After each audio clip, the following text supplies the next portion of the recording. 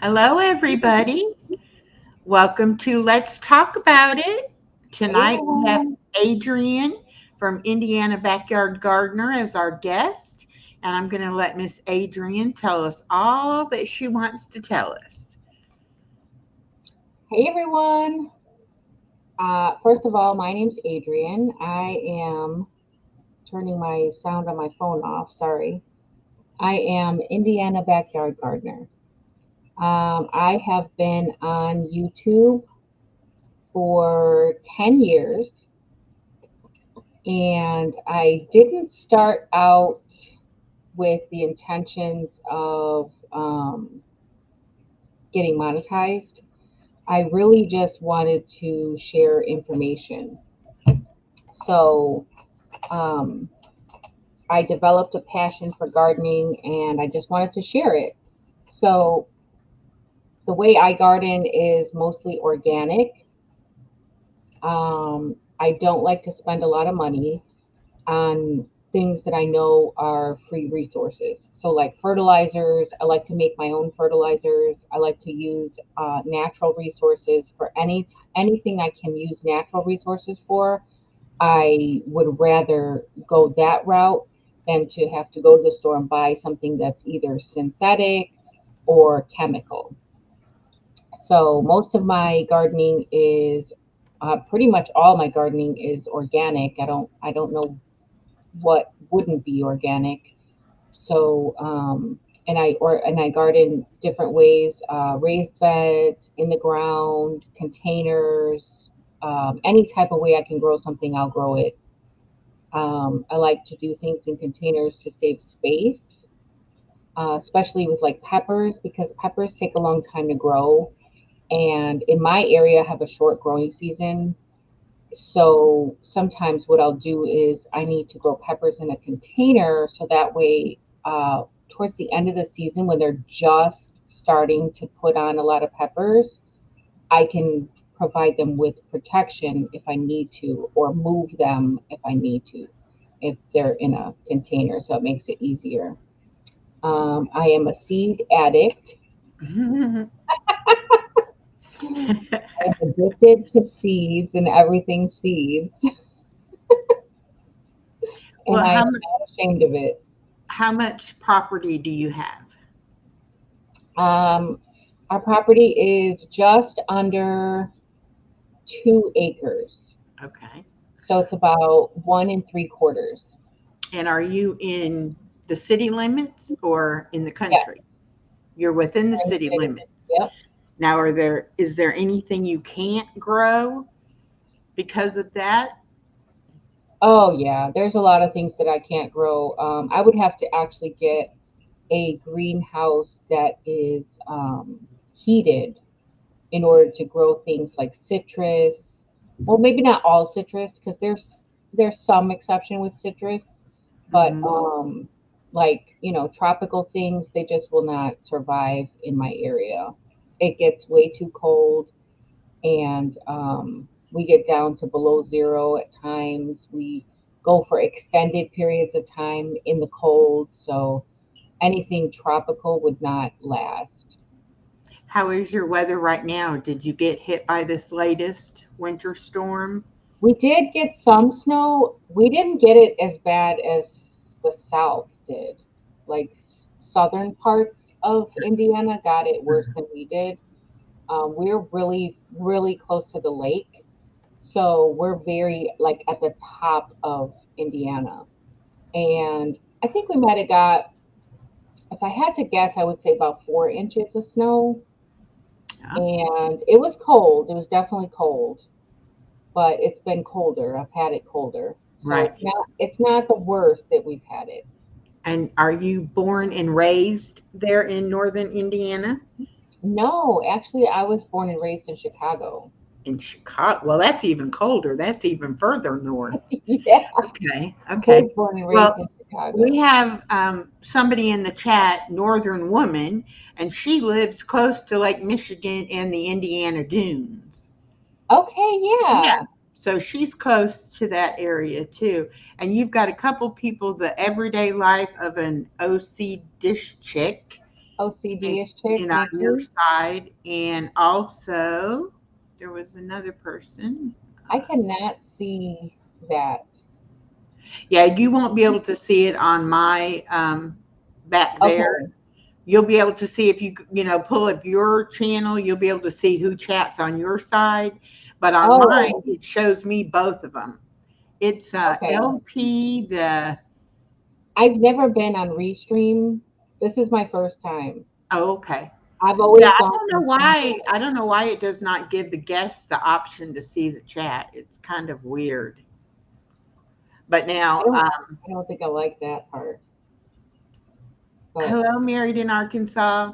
And let me Lisa D says she's in Wisconsin, so she's even more north. Oh, okay, I see it now. I see that there's some that are like where it's in purple and it says paired. Yes, I and think so those are that the means ones that are those are on kind your of side. on my channel. Okay. Okay, Yes, yes, yes. I see. Okay. Thank you guys So for joining me. I pinned your link at the top of the chat, and I Okay. would like anybody that is in here on my side, go pop over on Adrian's side so that you can not only connect with her, but that also she'll get the time. So, I've never bought seeds at Target. That's interesting, Nikki. oh. I've never looked at Target for seeds. I'll have to stop in there when I'm over that way next time. Hi, retired Red. Welcome. Jaden, hello. Thanks for coming in.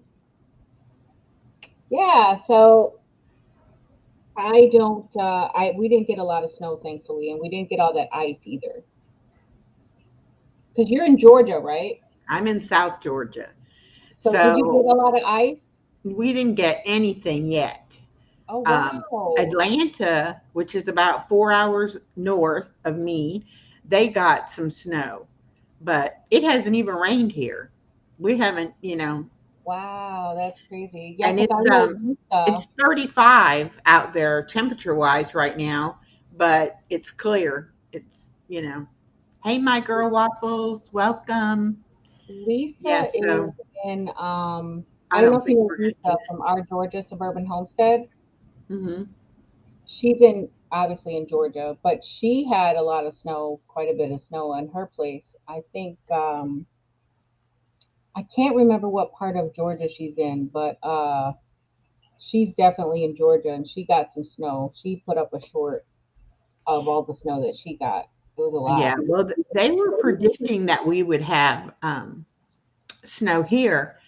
And my daughter teaches school, and she was thinking that schools would be closed.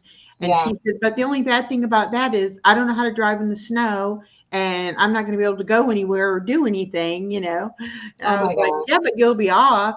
But Yeah. it didn't happen. So, hey, surviving together, and Dawn, welcome.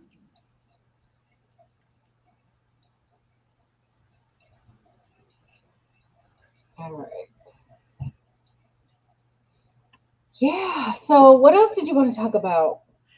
Well, you said you just wanted to share information, but Yeah. are you monetized now, or are you Yeah, you know what? I actually just got monetized like okay? last week. Because I know I was at your 2,000 subscriber party, so I Yeah. knew you had hit the 2,000, but I didn't remember if it said you got monetized or not. So Yep. congratulations on that. Thank you. Um, Thank you. it is definitely a struggle to get monetized. I was talking to somebody today, you know, everybody, the ones that make it big, it looks so easy, what they do. Yeah. And it makes everybody think, oh well, I'll just start a YouTube channel and I'll be, making all this Right. And money. I'll get paid and Yeah. And then when they actually find out some of yeah. the stories of how long it's taken some people to do it, it's like, yeah, it's not all it's cracked up to be like that. But hey, Right. I am glad that I am on YouTube and I am able to do what I do on YouTube. But yeah, I didn't think about, oh, I'm going to make money. That never crossed my Yeah, mind. that was not like an intention of mine either. But when Mm-mm. I started to get really close to the mark, I was like, well, what it's not going to hurt to get monetized because then anything that comes to the channel can go into the channel. So, Right, right. I don't spend a lot of money on gardening as it is, but like when it comes time for like the seed swaps and giveaways and things like that, then those types of things cost money. And Right. if you're monetized, it helps out. It makes it all the better because then the more that you get from the YouTube monetization, you can put back into your channel and give back to your subscribers. Well, At least that I would was be my using intention. I was using an old Chromebook laptop Okay. that I had bought my daughter when she was in college. So we're talking many moons ago. And nothing is set up really to be used on a Chromebook. I mean, I had so much trouble with different Really? programs and things, and because of the age, it was slow and Yeah. all that. So one of the things I did when I finally got monetized is I bought this new laptop and I financed it, but I can make my payment on what I make off of YouTube. So Okay. I try to make my laptop payment, pay for my Restream, and pay for my Canva program that I use. And if it'll pay for itself, so this hobby isn't costing me money, then Yeah. that'll be great. You Right. know. And then I try to do giveaways too. So it's like just the postage will kill you. I decided, I'm probably not going to do giveaways where I actually give things I have to mail. I liked how you did it with the digital books. That was a Yeah. smart thing to do because you're not having to deal with that postage. Absolutely. Hello, Absolutely. Nancy. Hello, Anything to cut Ashley. down on that. And On hello, that. Henry. Y'all jump on over there to Adrian's channel that's posted at the top of the chat. Make sure you go give her a like and subscribe. But anyway, so we met on YouTube because of your name, because of Indiana Backyard Gardener. I was like, "Oh, I'm from Indiana. Where are you from in Indiana?"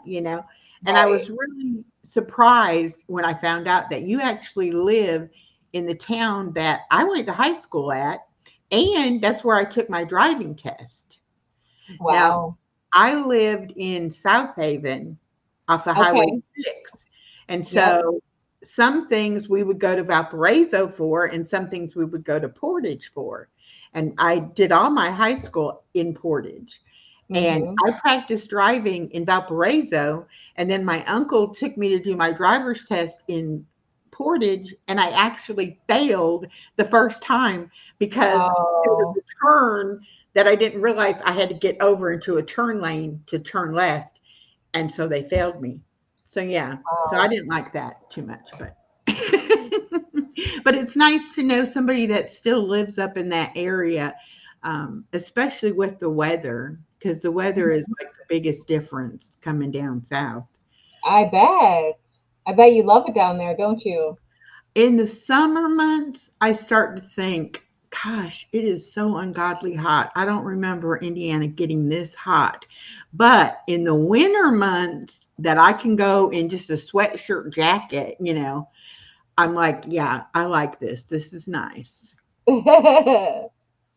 But I remember, I think it was like in 1986, maybe. No, not 86, because I moved in 86. Maybe it was in 1968. There was a really bad blizzard and we got snowed in for almost a week. And I can remember my dad walking to the store with a sled to get whatever groceries he could get. Yeah. So we had some rough weather there. They say it's not as bad now with the It's not. global It really is warming and not. all. We hardly get any snow. Matter of fact, I haven't the last I would have to say the last 5 to 7 years we have not gotten enough snow to even go sledding. Wow. Now we'll get the snow, but then right away it'll melt because we'll get the snow, and then it'll be like 40 degrees or something like that, and then all the snow melts away. But like, if I want to say like 2016, 2017 was probably like right around the time when we were getting like some good snow. We would get like, I mean, some 12 inches at a time sometimes. But Wow. since then, we have not gotten snow like that. Yeah. We used to get it so bad. And, as a kid, being able to go out and, build a snow fort and a snowman and make snow angels and play in it and all that, it was great. But as soon as I was an adult and had to shovel my car out and wait on the snowplow to come to be able to get to work and stuff like that, I was like, this is not good. I do not want to be doing this. Right. So, But like here, they expect you to come to work. Like, oh, yeah. Like it's not an excuse that you had snow. yeah, they expect you to make it to work. They expect you to be prepared for the storm ahead of time and be able to make it to work because the streets are plowed, they're salted. You know what I mean? You're responsible to make it to work. Yeah. Yeah. Whereas, like in the South, when it's snowing or ice storms or whatever, everything is shut down. It's like if Yeah. there's even a dusting, they don't have the capabilities and infrastructure for that. So they don't want anybody out traveling because that's just going to cause more harm than good. Well, But like we don't here, even in our convenience stores or even in our auto parts stores, they don't sell the ice scrapers to like scrape your windshield. yeah, So if it happens to get below freezing and your windshield ices over, you're just going to have to sit there till your defroster, can defrost it because you can't even get an ice scraper. I thought yeah, about ordering one off of Amazon just to have it, just in case, that was to happen.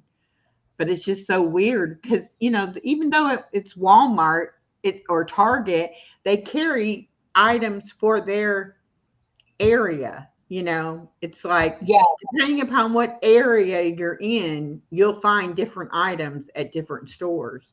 And I've looked, and we just don't have anything like that. And the idea of anybody having like snow tires or a snow plow, even like a snow plow attachment to put on your riding lawnmower. right. A lot of people up in Indiana had those when I was a kid, but it's like, what? A Yep, snowplow? they go right, they hook up right on top of, right in front of the John Deere. It's crazy. But now up until last year or the year before, we had not had a hurricane come through here at all in like 160 something years. And then we've had three Wow. come through here in the past 2 years, which one wasn't a full blown hurricane by the time it got to land, but the other two were. And, Yeah, we still have, I think that was like in the end of September, I think end of September, beginning of October, but there are still big tree trunks laying on the sides of the roads because we're not equipped to even clean yeah. up all that debris from from a hurricane. Like Florida, Wow. Florida boy, they send the troops in there and they get it cleaned up. But here in Georgia, it's like, yeah, that thing's going to be sitting there for 6 Right. months to Good a luck with year. that. It's weird, but they're just not prepared for it at all. Let's see. We got Oh, okay, I see. Restream is so different from StreamYard. I know to me things are backwards on It its is. It and is. I'm should trying to get to the bottom of the chat and I'm looking and I'm like, I don't see these comments because I'm looking at my phone because I got my channel up so that I can see uh-huh. the comments. But I'm looking at this chat on the screen and I'm like, I don't see these comments. But I was just seeing them a minute ago because the new comments are at the top of the stream, at the top of the chat. Whereas when you're on StreamYard, the new comments are at the bottom. So I'm Uh-huh. looking at the bottom of the chat and I'm like, why is this not moving?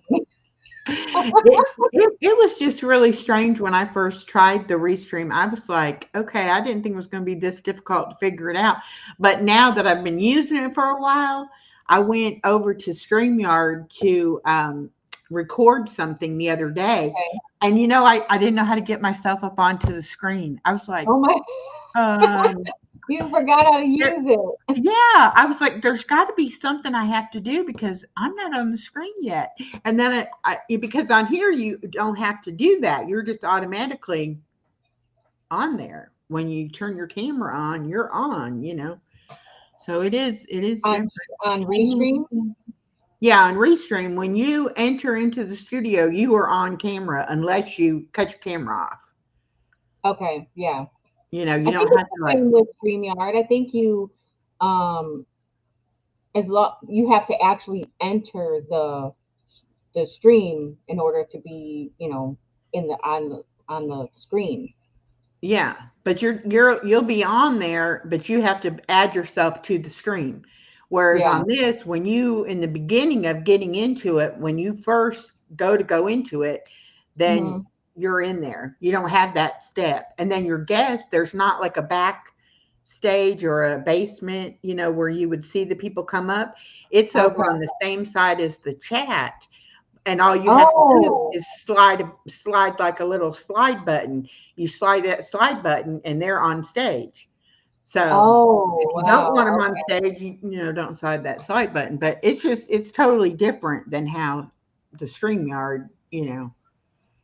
So And let I was me like, see. okay, I'm lost. I don't know how to do anything. And then I couldn't figure out how to change my background, or I was like, okay, none of this looks familiar to me at all.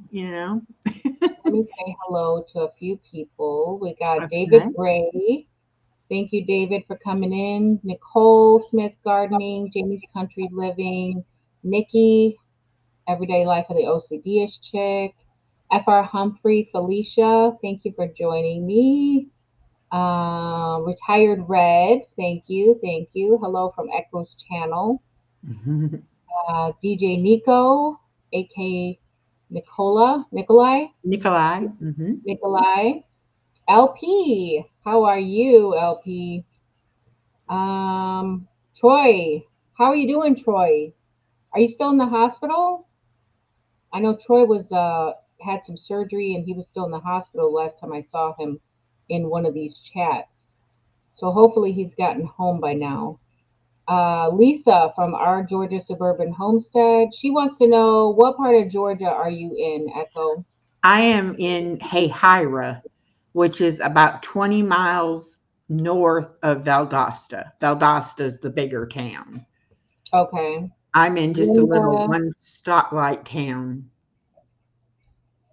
but I'm Let me right off of 75. So I'm, and I'm only about 30 miles to the Florida line.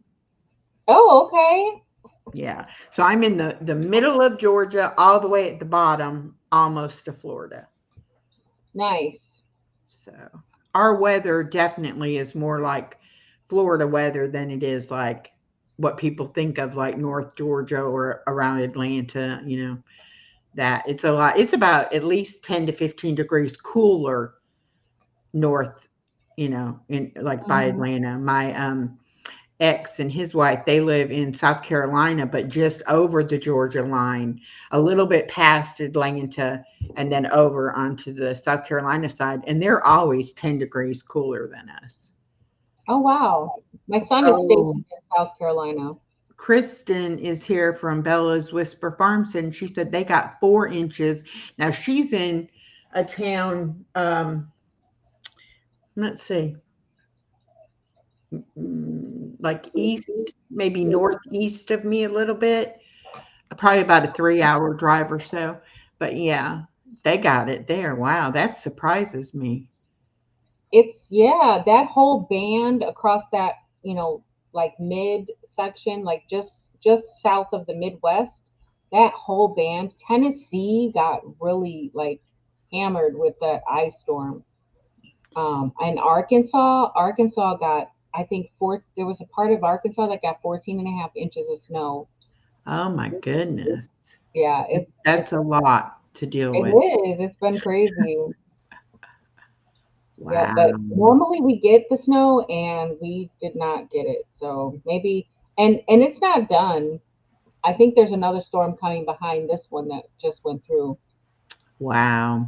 Now, see, when we first moved to Georgia, I think it was probably maybe once or twice. You could see the snow flurries, like if you looked in the street light, you could see them flittering around in the air. But by the time it got to the ground, it was melted. So it never actually Oh, accumulated on the ground.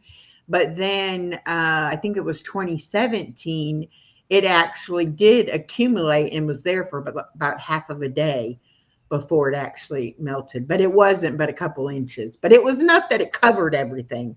yeah. So, and that was in the beginning of January that year. And I had had surgery on my leg, and I was supposed to be on bed rest. And here my daughter comes running in there. It's snowing. I'm like, no, it's not. Because it never snows in Georgia, right? So I Right. got up out of the bed with my crutches and everything to get to the door. Sure enough, it was covered with snow. So I'll never forget that snowstorm. But it's just not something we deal with here at all. Yep. You know. But people down here think that 60, 55, that's cold. Oh, And I'm like, no that's way. perfect weather. It's like it's not cold till it's below freezing. I mean, to Right. me, in my opinion, you know. Yeah. And if it's, don't let it be blowing when it's cold like that either, because it's even colder. It feels even colder because of the wind chill. I was just gonna say it's the wind chill factor that makes it so unbelievably cold. And down here, of course, we don't even know what the wind chill factor is because we don't have the cold. It doesn't get cold enough for them to worry about if the wind is blowing on it or not. So it's Right. really it's something. But yeah, So people right will. now it's 27 degrees and the real feel, which is like the wind chill, is 20. Yeah, So 20 degrees. I can remember it being so cold that just trying to breathe outside, it would feel like it was burning your lungs Yeah. because the air was so cold. Your cheeks would get chapped if you didn't Yeah, have anything on your face. From yeah, the wind burn, it would be wind burn. yes. Yeah.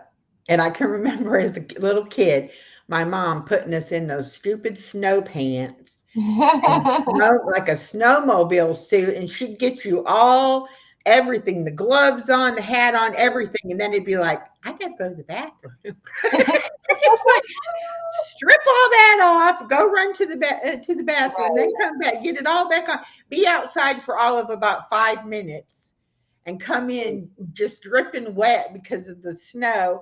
And she would be like, oh, you kids, it's like, why'd you even go out there? It's like, because it snowed. But we missed a lot of school because of the snow, being snowed out or snowed in rather or whatever. But yeah. But now, what time of year can you actually start planting stuff in your garden? I don't do a lot of seed starting indoors. Um, I just know myself, and I know that. Um, hold on, I feel like I hear an echo. Um, I feel like I'm too neglectful with seeds indoors. It's just me. I'm not gonna. A lot of times I've attempted to start seeds indoors, and then life happens, and I get busy, and then oh, I gotta water those seeds, Mm. and they're already dried out, and I have to start over. So I don't even bother with starting seeds indoors anymore. Um, the only thing I might start indoors is peppers, and only because they take a long time and we don't have a very long growing season. So I might start peppers indoors, and I might start things like winter squash maybe because they take more than 100 days. But other than that, I don't really start things indoors. I like to do winter sowing because I find that winter sowing is a lot better for things that are like perennial or herbs or things that are really finicky to germinate. If you put those things outside in a winter sowing jug, nature's going to take its course. The cold is going to stratify the seed that needs to be stratified. If it doesn't need to be stratified, it'll the cold and the moisture will break down the outer coating of the seed. That way, when it comes time and temperatures are ideal for that seed to germinate, it'll be ready to germinate because it's already been outside and it's already Oh, been okay. prepped. And Okay. I also find that things that I have winter sowed, they do a lot better acclimating to the environment that I'm in. Mm-hmm. So, like oregano, I winter sowed oregano and sage and lemon balm and lavender. The not last year, but the year I think the year before that, or maybe even a couple few years ago. And that stuff comes back every year for me. And I Oh, hear a that's lot of people great. say they have such trouble germinating lavender, or their oregano doesn't come back every year. They have to plant it every year. But I mean, winter sowing works. It really works. Now, I didn't get everything to germinate, or I didn't have success with everything that I winter sowed, but herbs and perennials definitely do well if you winter sow them. So I like to do things with minimal effort that costs almost nothing and don't take a lot of time. So winter sowing works for me because it's like set it and forget it. It's like Yeah. putting your seeds in a slow cooker. Wow. And it, I think you need to do some videos on that because I'm probably not the only person that didn't know about that. I'm sure there's other people that don't know to do it like that, especially in the north, in the colder areas. That would be great to do that. Because that's the thing. Once you put them in the ground, you still have to wait for them to germinate and to grow and everything. So you're just getting ahead of the game doing it that way. Yeah. yeah, and you don't have to worry about it. Like nature will take its course. Nature will water them. The jugs act like mini greenhouses. Yes. So it's like whenever the temperature and atmosphere is ideal for that seed to germinate, it's going to germinate, and it'll keep it at the temperature that needs to be because it's in those little green and those little jugs. Yeah. So frost won't get to it. It won't get damaged. It'll just grow like it should. So Hmm. that's one way that I like to start seeds. And Mm-hmm. that can be done anytime during the winter. So I could go out there now and sow my jugs, which I will probably be doing next week. By the end of next week, I'm going to put out some jugs. So I'll probably do a video on that. Yeah. 'Cause I do have a few perennials that I want to winter sow. I'm trying to build up more flowers for the pollinators. Oh, okay. So, and then everything else, I tend to kind of try to direct sow as long as I can provide the protection for it. I've done a few seed starting series where you can direct sow your seeds earlier than your last frost date because of the protection that you provide for them. So if I can go outside and put the seeds in the ground and provide like a um, cold frame or like a hoop house or like a drop over greenhouse, something to provide some protection for that, then it'll keep the soil warm and those seeds will germinate and they'll be protected. So Well, it's like a start. I only have my patio, but I want to try to do either some of those like vertical planters or Yeah. even just container planting. But I want to grow. I did a cherry tomato plant one time, and it did really good. But I want to do like cherry tomatoes and baby cucumbers and green peppers. And I think Okay. I'll be able to do that on my patio. But Georgia has such a long growing season that, Yeah. you know, but the only thing I'm worried about is the watering because we do get so ungodly dry here. Hmm. Um, and I don't have a hose attachment outside to use. So whatever I do, I'll have to carry the water from in the house out to the plants to do that. So that's the only thing I'm really thinking, well, I don't know if I want to do it or not, but I definitely like the idea of having that fresh produce right there on my patio, you know. Yeah. So, And there are varieties of lettuce and greens and things that do well in the heat. You just yeah. have to look to see what varieties are suited best for heat.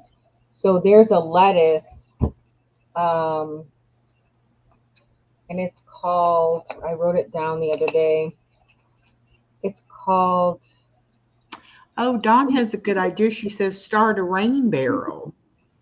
I could catch rainwater. yeah, Oh, that is absolutely. a really good idea. The bronze mignonette lettuce Okay, let me is write it down. one that does really well in heat. It's very slow to bolt and it doesn't get bitter when it starts to get hot. So the bronze mignonette is one that I'm gonna try to grow this year. Um, I've got some seeds that I traded for, so I should be getting those soon. Now, do you know does it make a head of lettuce or just leaves like the leaf lettuce does? I'm pretty sure it's leaf lettuce. Uh-huh. Yeah, I'm pretty sure it's leaf lettuce. But Yeah. there's varieties, there's a handful of varieties that do very well in the heat. So you would have to look into which varieties would do better in your area because it gets Yeah. really hot. And then you could keep them. And like you said, you got a balcony, right? So do you have like a shaded balcony or No, does it it's a get outdoor? patio. I'm on the ground floor. Oh, it's a patio. Yeah, but it's a patio, but it is covered. So So you do get some shade. I do get some shade. Yeah. Oh, well, that's good. I feel like That they way hear. it's not out there baking in the sun all day. Yeah. It was really strange though because when I lived in Indiana, I could not even grow a house plant. It would die. Oh, wow. And I was kind of like you. I would forget to water it, and then I would like overwater it, thinking I was making up for lost time and all of that. So it's taken me several years to get where I can have a house plant that grows. And so the last two winters, I didn't think we would get a freeze, and I didn't bring them in. I left them on the patio, Oh, and they froze. And I have a monstera, which is a big, like tropical yeah. type plant that someone gave me. And that thing has turned completely black and died down to the ground, you know, to the bottom of the pot twice. And it has come back twice. And it is beautiful now. But this year I said I was going away for Thanksgiving. I said all those plants are coming in the house because I am Okay. not going to get caught again by a surprise freeze, you know, and have them die like Right. that. So I had to bring one of my plant racks in the house to be able to have room, you know, to put them all. And I've got my daughter now where she's got 4 or 5 plants. And I told her, I said, you got to bring them in. They can't be out on the patio. And she has a screened in patio. And she was like, yeah, they'll be fine. I said, no, they won't. Bring them in the house. And so she asked me the other day, you think I can put them back out there? I said, no, not with the storm coming. It's like they're going to be Why dead. don't you want them to die? Oh my gosh. So, Let's and when I see. So went, Jan came in. Let me say hi to Jan, Simply Jan Homestead, Wild Edibles, Teachers Couple Talks. These are some people that just came in. Thank you guys for coming in. oh, and I think Um, Awaken must have come in on my side. who else? Shawnee Grows. She's Yeah, listening. Awaken did. Hello, Isha. Oh, and Jimena too. Hello, welcome. I am so bad at watching the chat when I've got somebody to talk to. Thank you, Lisa, for leaving the stream up. She's going to make dinner. When I'm up here talking by myself, I definitely pay attention to the chat because I'm talking to the people in the chat.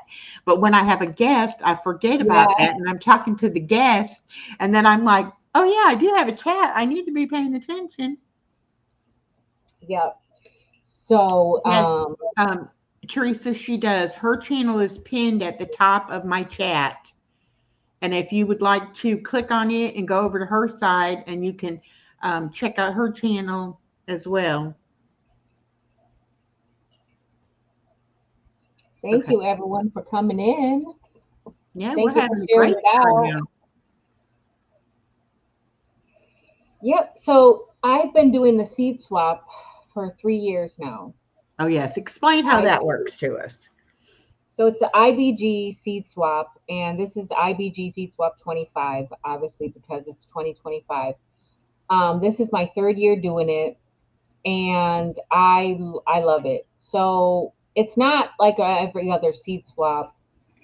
Basically, what I want from people is a wish list, and I want like 5 things on their wish list that they are looking for, or need, or you know what I mean, can't get their hands on, maybe because I have a lot of different avenues that I trade seeds on. So I ask people to give me a wish list, and I let them know, like, I'll do my best to try to fulfill your wish list. So I want everybody to send me 3 varieties of seeds, any varieties that you want to share, 10 seeds of each. Now there's no maximum. You can send as many seeds as you want. I have some people that always send a lot of seeds. And then the minimum is 3. That's all I'm asking is 3 different varieties, 10 seeds each. But a lot of times people are trying to get rid of seeds that they don't want, or that didn't grow well for them, and they'd rather just, share it and get rid of it and get new seeds. So a lot of times people just send me like a ton of seeds. So basically, give me the wish list so that I can work on trading others for what I need to fulfill your wish list. Right. Let me know what it is you're sending so that I can get a, idea of what's coming in, and also send me 5 stamps. So 5 stamps, 3 seeds, and a wish list. And that's pretty much it. Plus I want information like, what don't you want to grow? What seeds are not good, to send you? Mm-hmm. Because just because you have 5 seeds on your wish list doesn't mean that you're not going to get more than 5 seeds. Right. So I want to know also, like, what don't you want? Like, some people are like, oh, I don't grow squash. Don't send me any squash seeds. Or I'm gardening on my balcony, so I don't have room for, vining crops. So I can't do vining cucumbers, but I can do bush cucumbers. Yeah. So I need to know those types of things so that I know what types of varieties I can send you. Some people just like flowers. Some people don't grow vegetables, like just herbs and flowers and no vegetables. So I already know, that I'm not going to send out tomatoes and cucumbers to somebody who only grows herbs But and yeah. flowers. Yeah. So, yeah. Sometimes people are like, I'm looking for anything white this year. Like, I need a white, you know, clover, or I want white zinnias, or like they want a specific color. So they're doing a Yeah. color theme. So I will be able to look for like white this or white that, and even just white cucumbers or white pumpkins, or like anything white. Sometimes it's anything purple, or you Yeah. know, some people have a theme for their garden and they want like all these, or they'll get on a kick to where they're like, oh, I want all the purple things, like all the black vegetables, like the black prim tomato, and the Cherokee purple, and the purple beans, and I want whatever. Yeah. So I like to get all the information, not just, what 5 seeds are you want and what 5 seeds do you send, or 3 seeds are you sending. Yeah. I need to have all the information so that I know how to tailor the seeds to you and what you want to grow. Right. Now, Basically, that's it. what kind of a turnout have you had in the past with doing Oh, it? yeah. Like the first year I did it, I probably had oh my gosh,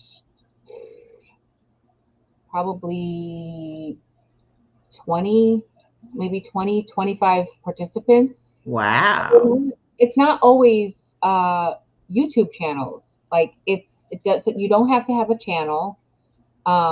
You can be a subscriber. I've got people that, participate from Facebook. I've got people that participate that are just, they just are subscribers. They just watch. Hmm. They don't even really comment on anything, but obviously they're watching because every year when I start the seed swap, they are in. Yeah. So it's like Yeah.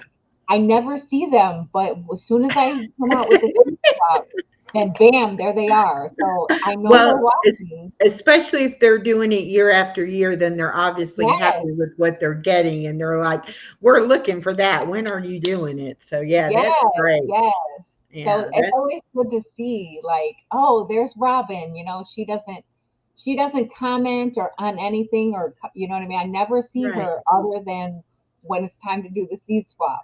Yeah, So I know she's watching though, because if she wasn't watching, she wouldn't know when the seed swap was coming up. So that's true. That is yeah, true. so there are subscribers that watch and they just don't comment. They're out there. Yeah. Well, I've learned that now that I, figured out I can watch stuff on my television, and I'll put it on, and I never think, oh, you get on your phone and make a you can watch the video on the TV, but you could pull your phone out and go to that video and make a comment, Yeah, but usually I'm crocheting or, doing something else. And I'm just like, yeah, I got it on and I'm listening in the background or whatever until I hear something and I'm like, what they say? Let me go back that up and start that part. right, right. But yeah, Yeah, it's same thing for me. Like I'll be playing it on the TV while I'm on the computer doing something else, or just occupied, and then I'll hear something and I'll be like, oh wait, I need to comment on that, and then I have to get my phone, go to the video, go to the comments, like but then I let me forget. comment on What was it I was gonna say? that. What Yeah, was it that I noticed in that video when I was watching it or whatever? But what I've started doing is I do when I go through my notifications, I will click them to my watch later list. And that way when I go to sit down to watch something, I've got something to watch and I can yeah, watch it on my computer, on the TV, on the tablet, whatever. So right. I've been doing that a lot, but then still sometimes I don't bother to go in each one and comment. And I'm like, yeah, this I'll one I thumbs don't up even know. because you can thumbs up from the computer. You can do the like or the thumbs up, but you can't Yeah, comment. I mean, I'm sorry, from the TV, yeah. but you can't comment. But yeah, I sometimes I used to make a whole watch later list from like everyone that are the regulars, and then I would play it while I was driving, or doing always doing something else. I would just be playing it, and of course I wouldn't be commenting, but I would definitely be doing the thumbs up. Hey, Hmm. Hugo Homestead, thanks for coming in. Hey, Huga. Hugo. And Janet from Almost Homesteading came in. And there was somebody else I just saw. Ellie's Endeavors is over here on my side. That's a relatively new channel. Thank you for coming. And of course, Elise is here on both of her channels. Thank you very much. Wounds to Love Wisdom. that. Thanks Pardon for me? Wounds to Wisdom, Teresa. She came into my chat, Yes. probably from your side. Yeah. Oh yeah, thanks, Michael, She for being actually just started her channel like a few weeks ago, but I met okay. her through the village. I don't know if you've heard anything about a group of channels that go by the village. It's just No. a lot of channels that are um, Oh, all there's about Kathleen, helping people, um, with Heather. mental health issues or addictions or Oh, that's um, good. just any kind of thing like that. But anyway, Yeah. um, Awakened is in that. She started it, and she had come in my chat one day, and she said, "We're going to do something for Christmas." Do you want to participate? And they were doing a 48-hour stream where everybody had did like our time slots, and that way the people that didn't have anybody to spend Christmas with, they could get on and know somebody would be on around the clock to be able to watch and Oh, that's hang out with. cool. Yeah, Yeah. so it was a lot of fun. So then they did it for New Year's too, and they had done it for Thanksgiving, but I didn't know about it then. But Okay. anyway, so I started going into a lot of their channels and meeting them, and they've been coming and meeting me in my channel. So I have a lot of new friends, and they're very down to earth, nice, people. I haven't met anybody yet that I was like, okay, I won't be watching that channel. Everybody I've met's been like, oh, that's a really good channel. I like that. And everybody is different. Everybody has a different thing that they talk about. So it's really good. But yeah, now That's Teresa Wounds to Wisdom, she just got hers started. I think at Christmas she didn't even have it live yet. So she's okay. real new. And then the one DJ Nico, he's the one that is helping me learn how to write use the Suno AI generator to make music. So Oh, him and Awakened both. She's helped me learn how to make the images and told me about the Suno, and then he's been helping me learn how to do the Suno. So I have some songs that I have either helped write or now I'm trying to do the lyrics myself. So, wow. but Okay. it is so much fun. It is. I have never thought that I was a very creative person. I just was scared to try, I think. But now it's like Yeah. I'll try anything once. I may fall flat on my face, but I'll still try it. So, but that's one thing about YouTube I've always disliked is that you have to have the copyright free music. And the music Oh, that yeah. YouTube allows is usually no lyrics and not very good Yeah. music Fun. Yeah. anyway. And I'm like, I want my own music, I want it to be original and stuff. And so I've been playing with it, and now I'm like addicted to it. It's like, oh my god. So I still that's have to what I've figure out how to put stickers and all that stuff on my channel now. I haven't even messed with it. They keep sending me emails telling me, "Oh, congratulations! The next step is to do this. Get started." And I'm like, "I will. yeah. I'll do it I'll do it when I'll get around to it." And it's funny because you wait so long for it to get to that point, and then once it does, it's like you hadn't heard from anybody about anything, and then you hit that mark, and it's like, okay, now we're going to harass you until you get all Right. these steps done. They And want it me to says set up that, this and your that and next step is do this. right. You know, I'm like, yeah. I will. I'll get to it. I have to figure it out.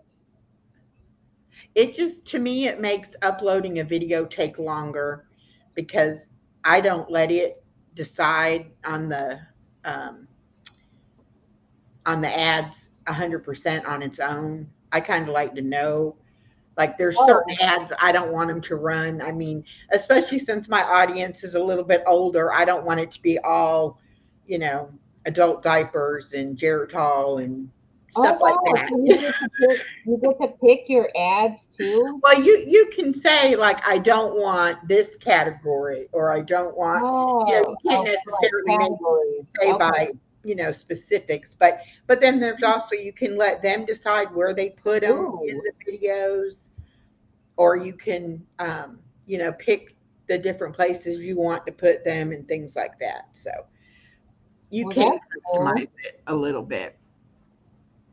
I'll have to look into that then. I'll have to go in there and see what it's all about. Yeah, it's interesting the way that they go about it, and how it generates the revenue. And um, when you look at it at first, I was like, boy, that video didn't do very good, didn't make but a couple pennies, but then you'll see something else will make a few dollars, and you're like, oh, okay, that's all right. But it just really depends on I think what their mood is at the time, whether or not they're gonna, you know, Yeah. I'm but I'm not even gonna be watching. Like it won't even be a thing. Like I don't usually I'm not really obsessed, I guess you could say, with like watching hours and watching how many subscribers and how many hours did I get today or how many hours did oh, that me that neither. Mm-mm. how many hours did this make or that make, and it's enough to drive you crazy. So I'm not trying to be, overly involved in monitoring hours and all that stuff. Like if it happens, it happens, then I'm glad for it. But I like it just to be organic, and you know whatever videos get the hours, they get the hours, and whatever lives get hours, they get hours, and it's just it is what it is. I'm not going to be like, oh, stressing about, well, that video didn't do well, so what was wrong with it, let me go back Oh and yeah. I don't have time for I'm that. just like, oh well, that wasn't their cup of tea. Okay, I'll do something else. Right, But right, I'm right. funny because I'm only going to do content that I want to do. And I'm Yeah, only going to do stuff that I would watch. I'm not going to, right, just because yeah, somebody says, oh, well, this is really popular now. You should do this or do that. I'm like, but I don't care about that. Or I don't like right. that or whatever. And I'm like, no, that's okay. I'll just stay doing what I'm doing. And either people like it or they don't like it. But I always say on my live streams, I don't care if, one person comes in. I'll talk to that one person. I don't And care. then sometimes it's like it's really hard to get the camera on. I've gotten a lot better with it, but like sometimes I'm just doing stuff and it's like, man, I probably should have made a video when I did that. So I it's like, I find myself doing that too, especially with cooking, because I don't cook that often. But then when I yeah, do, and it's like, oh, that turned out really good. I should have made a video on that. But you thank you, LP. Thank you for coming in. know, Have a good night. Anne said she made her first batch of lip balm. Good job, Anne. I bet that's fun to make. I I was was in watching Aldi. Gail and making her soap and all. That looks kind of fun. I Yeah, don't I was know. in Aldi yesterday and I saw a soap making kit in Aldi for 7.99. They Oh had my a soap God. making kit and they had a candle making kit. I was tempted to buy it, but I was like, you know what? No, because I'll do it and won't even film it. I wonder if my Aldi has them. You I should should go check it out. I should go and check it out and see. I saw them in there yesterday. It smelled really good too. I think they came with like three essential oils. One of them was lavender. Um, One of them was lavender, one of them was orange, and one of them was like, I don't know if it was balsam or like a spruce scent. But I smelled the box and it smelled really good. I was like, I'm tempted to buy this, but I was like, nah. I think what holds me back on doing hobbies and crafting things and all that is that it just seems like you start buying stuff to do, and then you think, oh, well, I got to have this too, and I got to have that, and I want some more. Yeah. And before you know it, you need a whole room just to have all your craft stuff in. And Yep. I think I've And always, I'm obsessed enough with seeds. Like I'm surrounded by seeds right now. Like I've got seeds over here. I got seeds down here. I got seeds behind me. I got seeds on this side. I got seeds in front of me. Like I've got seeds everywhere around me, and I'm fine with that. I'm obsessed enough with seeds. So, well, this is my bag of yarn. Now I just am learning how to crochet, and I oh already have wow. this huge bag of yarn because every time I go somewhere, I'm like, I gotta look at the yarn, and then I'll buy yarn and do one thing with it, and be like, okay, well now I want a different kind. Now I need a different color. I did make washcloths. to Okay. do my dishes with. And Elisa told me to get a cotton yarn, so the water will, go in Yeah. it and you can throw it in the washer. Well, I was in the Dollar Tree and they had little, whatever they're called, little things of yarn Skein.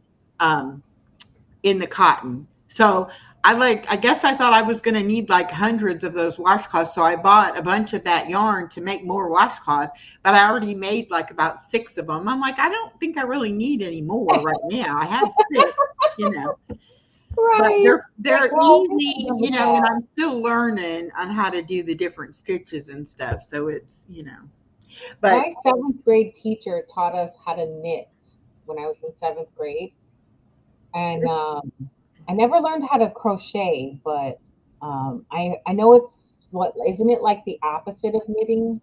when knitting, you have two needles and Yeah, you kind of build it on one and then you bring it back over to the other. Crocheting, yeah. you just have a So that's hook and you just do it, as you go. But this one of oh, my subscribers and friends, PJ, made me this for my birthday and said, ooh, that's it pretty. is so gorgeous. Oh, I And I'm bet it like, feels good I too. want to learn how to do that stitch. And she said this was a new pattern that she hadn't done before. But she also made my little granddaughter a little scarf, and it's Oh, purple. And so now she's like, everywhere she goes, it's like, my scarf. I need my scarf. So, but I one day I'll be got able to do one thing in stuff the like that. winter. One thing in the winter I can't go without is a scarf. As long as my neck is warm when I go out, I feel like I'm warm. Yeah. Well, they're definitely, it's not something we need down here all the time, but they're still nice to have. That's one thing I've noticed since I had my weight loss surgery. I'm cold now. I used to be the most hot blooded person, and everybody else would be like, that they were cold. And I'm like, I'm not cold, I'm hot. But now my head gets cold, my arms get cold. I'm like, I need a Oh, sweater, I need a hat, even in the house sometimes. I feel like I don't have enough clothes on. Nico I says, don't get cold often, but when I do, I like to have my scarf. that's funny, Nico. I don't know, Elisa. I don't know what I want to make next. I do want to make my daughter that blanket, but I don't think I'm ready. I have the hardest time keeping my stitches, keeping it the same length and keeping the Okay. tension on the stitches. I tend to get going, and then it's like it'll be kind of waving, instead of being Oh, straight. is it because you don't have them tight enough? Yeah, I think I'm not used to it enough to really hold the yarn and everything tight Mhm. enough to actually make it. And I Yeah. don't, I sometimes forget to count, and then I'm like, oh, I think I did an extra one, or I think I forgot a stitch there, or whatever. But I'll get better. I will. I keep practicing. Yeah, I said I was good. I've got some things that I should be doing. Like I have a Cricut. I I barely even use it. Like I do stickers every now and then. I made a few t-shirts for us when my kids were graduating from the boot camp at the Naval boot camp. So I did like t-shirts that said like proud Navy mom, proud Navy dad, sister, brother, cousin, aunt. Like we all had t-shirts when we went up to the graduation and whatever. Oh, that's I've cool. done that. I've done stickers. I've done like decorations. My daughter graduated from high school. We had a party and I made all the centerpieces. So I did all the cutouts and things for her centerpieces. So I did that. But I really should be utilizing that Cricut a lot more, and I don't. I don't. Yeah, So I've always bad with wanted to that. get a Cricut, but I don't know if I would use it that often, and I would probably end up buying an awful lot of stuff that I didn't have to have, you know. Psalm 146. Thanks for coming in, DJ Nico. He said, well, knitters never say they, well, it just jumped. Knitters never say they miss anything. They yearn a lot. Uh-huh. Yes, he's quite the poet, and That's yeah, like he's from music, Sweden. you know? He's from Sweden, Okay. and he speaks Swedish, Finnish, and English. Okay. That's, hey, that's good to be bilingual. Yeah. But I've been picking his brain because I don't know anything about Sweden. So I keep asking him, what's the weather like there? Do you have this? Do you have that? What kind of food do you eat? Like all kinds of things. He's like, oh, I don't know. One of my friends growing up, she's Swedish. So they cooked a lot of like Swedish foods, and um, there's a Swedish museum in Chicago. Oh, And when her daughter was like, I don't know if it was like, I don't know, she was about 3 or 4, somewhere between 3 and 5 years old. She had her birthday party at the Swedish museum. I thought that was pretty neat. yeah. But yeah, Yeah. it's pretty good. The food that her mom would make was pretty tasty. So imagine we have water on tap. Well, I know it's not like a third world country. I do know that. But, Right. and I told him, I said, I guess I could just Google these questions that I have instead of harassing Right. you about asking you these things. Like he's on the moon. He's living on the But moon. I'd rather talk to How's somebody the than air up Google. there? That's funny. But anyway, so what else do you do? Well, I'm gonna be preserving a lot more this year. Oh, Um, okay. I do have a canner. I do some canning. I still haven't done any dehydrating, and I said I was going to.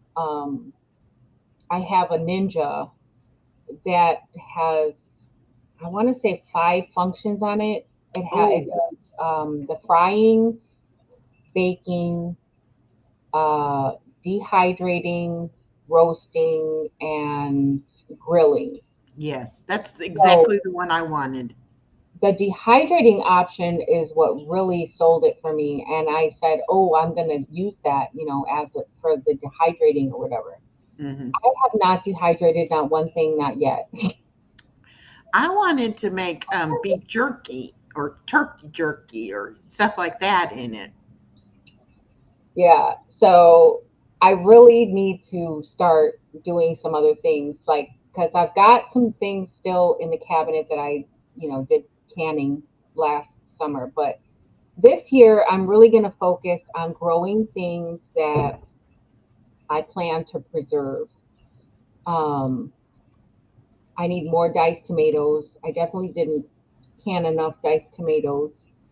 I didn't grow enough tomatoes, really. Like a couple years ago, I really had really bad burnout. So I wanted to just grow all the things. I had like 20 varieties of tomatoes. Like it was ridiculous. And I was just so overwhelmed when it came time to harvest all that stuff. It was just crazy. So I told myself, never again. I'm going to keep it simple. I'm going to keep it to what varieties and things that I really like and that my family will really eat. Yes. So I did that. But as soon as I did that, the bug and pest pressure was out of this world. And I got zero cucumbers. I got um, no watermelons, no squash. Well, I take that back. I think I got 3 squash, maybe 2 zucchini, and 1 yellow. Um, but all of those things were decimated by bugs. They were cucumber beetles and what else? I was mainly cucumber beetles because I really didn't have a huge vine borer problem this year, which was great. And squash bugs were pretty bad, and the cucumber beetles, insane. I didn't get anything that I really wanted to grow this last year. And So this said, year I'm going to focus more on growing stuff that I really want to preserve. and said dry those herbs in your dehydrator.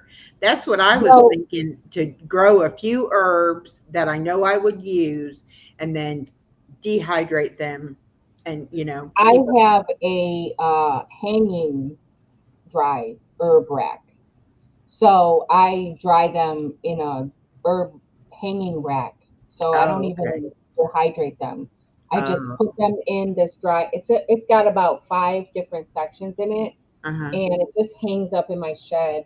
And when I harvest them, I just go and I put them in the different sections, and I just leave them there and forget about them. And then after, I don't know, 2 or 3 weeks, or whenever I remember them, or whenever it's time to harvest again, I'll go and I'll be like, oh, let me check on those herbs because they should be dry by now. And then I'll switch them out for a new batch. But I never use my dehydrator. So I know that Almost Homesteading with Janet said dehydrating is addictive. And I know that as soon as I get going on like dehydrating stuff, I'm not going to want to stop. So Yeah. I want to do like apple slices because I love apple chips. I want to do things that are going to be like really healthy to snack on. So I want to do like chickpeas because those get really crunchy when you Yeah. dehydrate them, and you can put different seasonings on them, and those are more healthy to eat than like say potato chips. Yeah. Plus you get protein. So I really want to focus more on preserving more healthier things and keeping things for like the winter. Because like now, I'm going through a lot of the things that I canned over the summer, but I realized like I should have canned a lot more. So that's How going to be long my would you say that, say you canned a jar of tomatoes, how long would it be safe to keep it oh and still that eat it? those tomatoes could last 5, even 10 years, Oh, okay. as long as you keep them in a cool, dry place. They can last for a really long time. Not that they would stay there that long, because I mean, we go through the stuff. But if you had to save it for that long, they are good for a very, very long time. Oh, Um, Janet makes a good point. She said it's great for the budget because anytime she sees fruits or vegetables on clearance at the store, she'll buy yeah, them and dehydrate them. That makes exactly. sense. So that's what I was doing this last summer. We have a farmer's market that is really, really close to us. Like, I mean, I could walk there, and they always have produce that is reduced for sale, or you can buy bushels of things, or they sell things in like bulk because it's a farmer's market and they Mhm. grow it right there. And then also there is another, like further down, there's a Mexican store, and they also do the same thing when things are starting to get overripe, or like to the point where they're just, they're super ripe, and if they don't sell it, then it's going to go to waste. They put it on a clearance. They package it all up into like one big bundle and saran wrap it, and that thing might be like $1 or $1.25 or something like that. So like if I can get a whole, let's say 2 or 3 pounds of jalapenos for $1, I Yeah. can chop those up and I can pickle them, and then I put them on the shelf. Hmm. Same thing for like, peppers and different things, fruits. A lot of times they'll put fruit on sale where the strawberries are like $1 what are those, pints Hmm. or a pound or whatever that little container is. They'll be like $1 each, and I'll buy up a bunch of those and wash them, chop them, and put them in the freezer.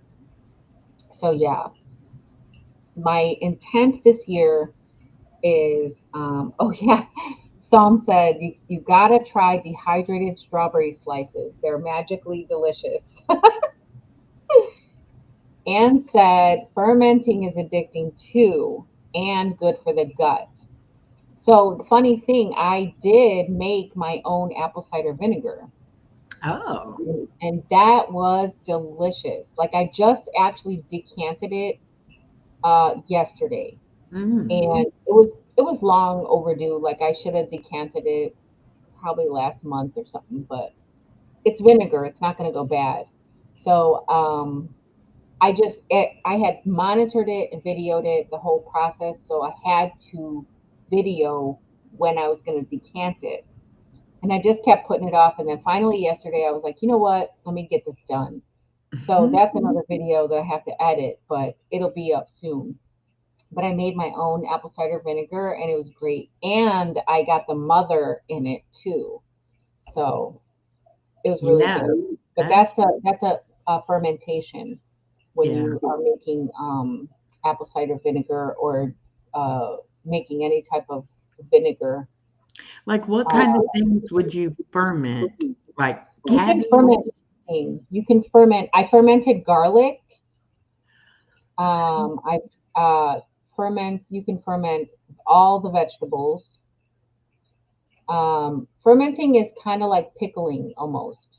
I was gonna say, I imagine you use vinegar for it. Not necessarily. Oh, You actually make the vinegar. So you just putting whatever you're putting into water, and then you might add a little bit of sugar, because what happens is the fermentation process is first, yeast has to do its thing, and you have to make sure that you're stirring it every day so that things don't mold. But yeast will do its thing, and then bacteria will take over, and then that thing will turn into vinegar.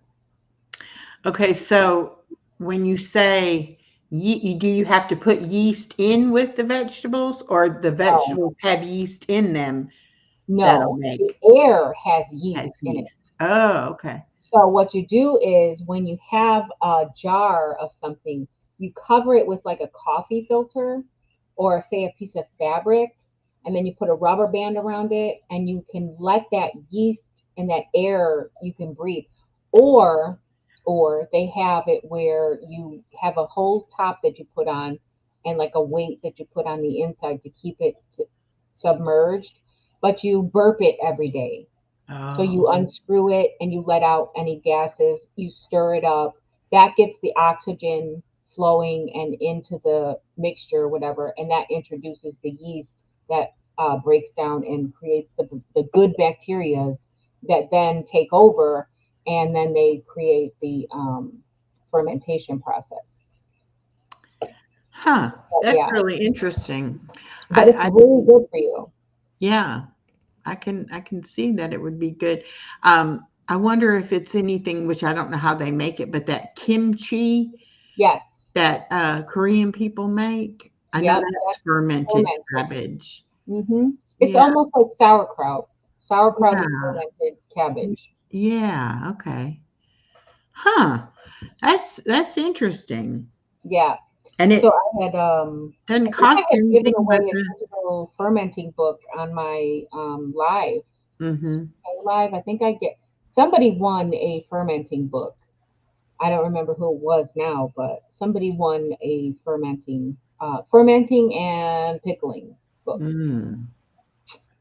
So that was a cool thing to give away. Yeah, and I like that idea that you did them the digital way. That was really a good idea. Yeah, It that just way it didn't. can go right to somebody instantly, no mailing, none of that, extra Hmm. cost or anything like that. So Right. it's great. It was definitely a good thing to give out. And I mean, some people might not even realize they wanted a book about something like that, but then when you had it Hmm. available, it was like, "Oh yeah, I'd like a book for that." I I love to Speaking read, of and I books, buy I buy way too many books. I actually won a book on Lisa's channel, our Georgia Suburban Homestead, and it's the square foot gardening. Oh. So I am going to be putting some of this into practice this year, because I got two raised beds that I just put up this last fall that my husband got me. not last year, but the year before for my birthday. So my birthday's Oh, in September, uh-huh. and when I got it, I didn't take it out and I didn't set it up. So this following year, when the fall came around, I was like, you know what? I need to get those beds set up so that fall is the best time to create new beds, because that way over the entire winter, those things that you put in there, which are all organic materials, have a chance to like break down and be ready when springtime comes around for you to plant in. So I made sure that I got those beds all situated this last fall, covered them in straw, and then when spring comes around, I'm going to put some fresh compost on top, and then I'm going to plant in them. So I figured, since they're perfectly, squared beds, that I would implement this square foot gardening. So Yeah. when you're square foot gardening, it's more of like an intensive planting. So every square foot, depending on whatever it is you're planting, gets a certain amount of that seed. So like you can do 8 or 9 bean plants in 1 square foot. Oh, wow. Yeah. So it's a lot. You can Yeah. do 15 carrots in a square foot. Hmm. And if my bed is 4 feet by 4 feet, I can probably do at least what, like 9 square feet, maybe 8 square feet, 8 or 9 square feet of planting.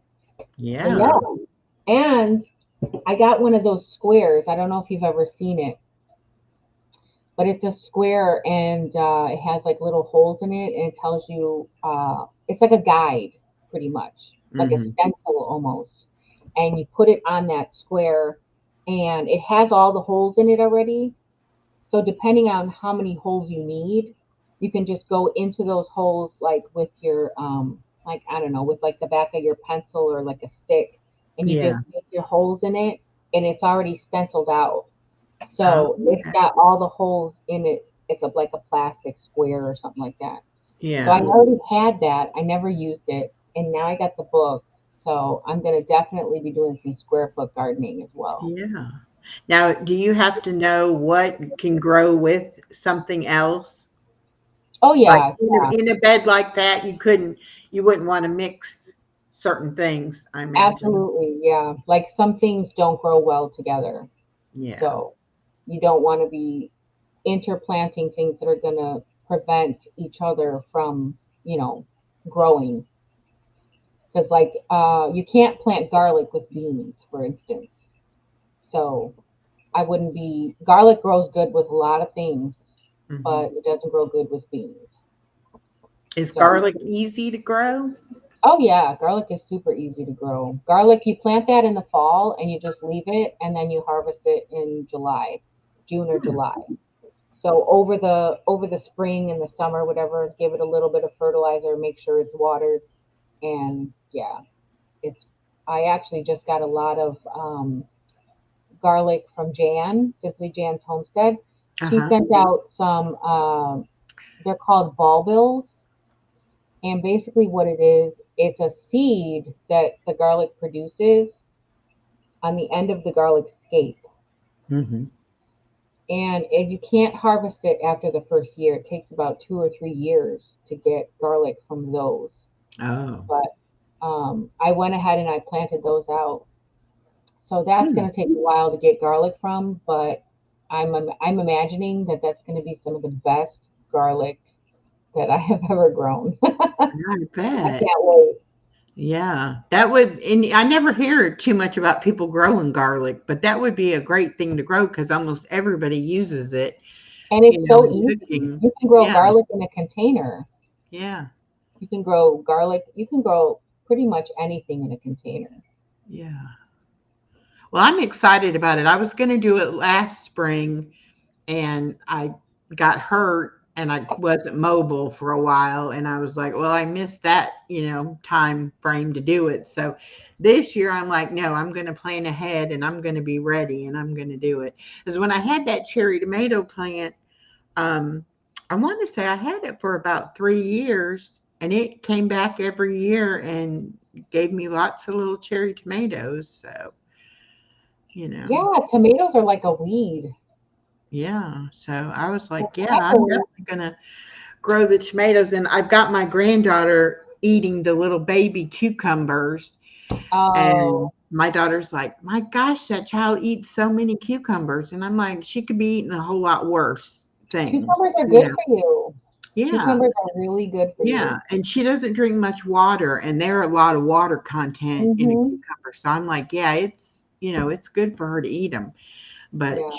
she just absolutely loves them, and I shouldn't have gotten her hooked on the baby ones, but I don't like the real big ones, and Yeah. so I had tried the baby ones, and I was like, "Oh, I like these better."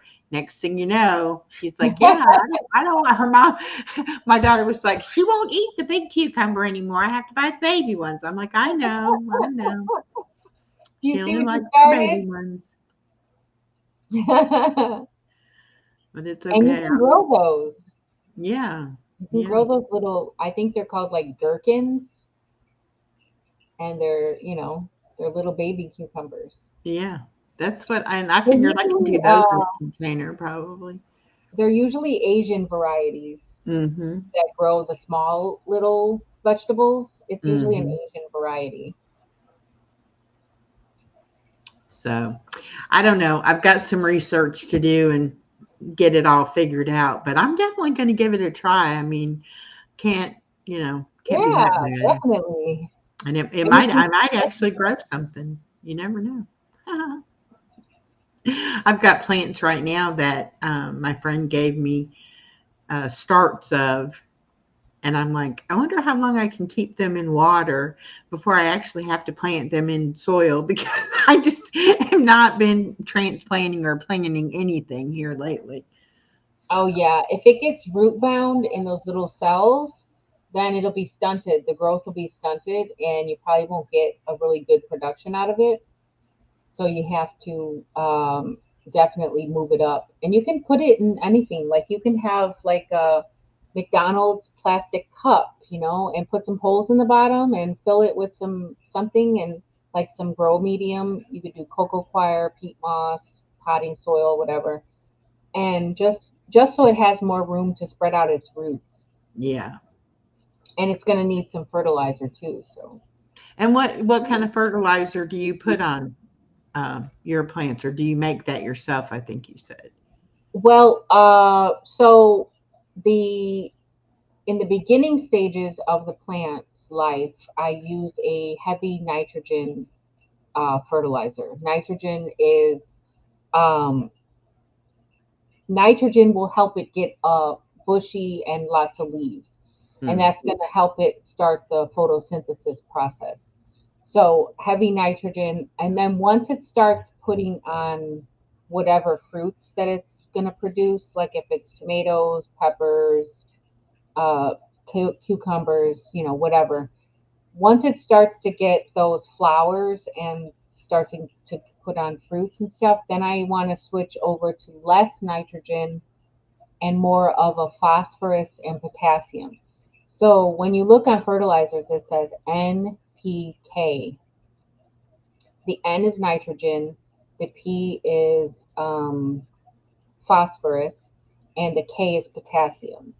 So there's numbers on your fertilizer if you're buying like a liquid fertilizer or a granule fertilizer, whatever you're buying. There's numbers on there, and it'll tell you what number or how much of each is in that fertilizer.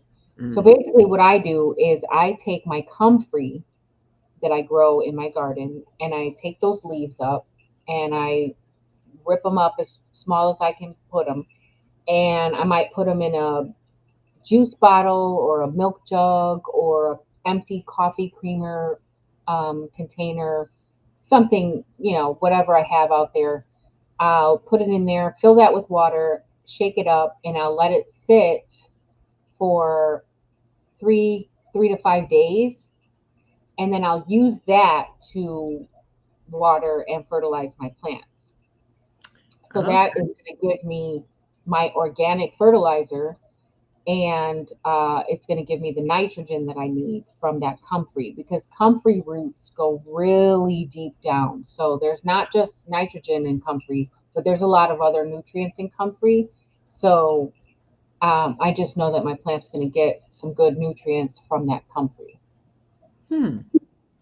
Well, Five, I like the idea of knowing what you're putting on your plants, and what's going to be yes. in the food that you end up with, in the end of it.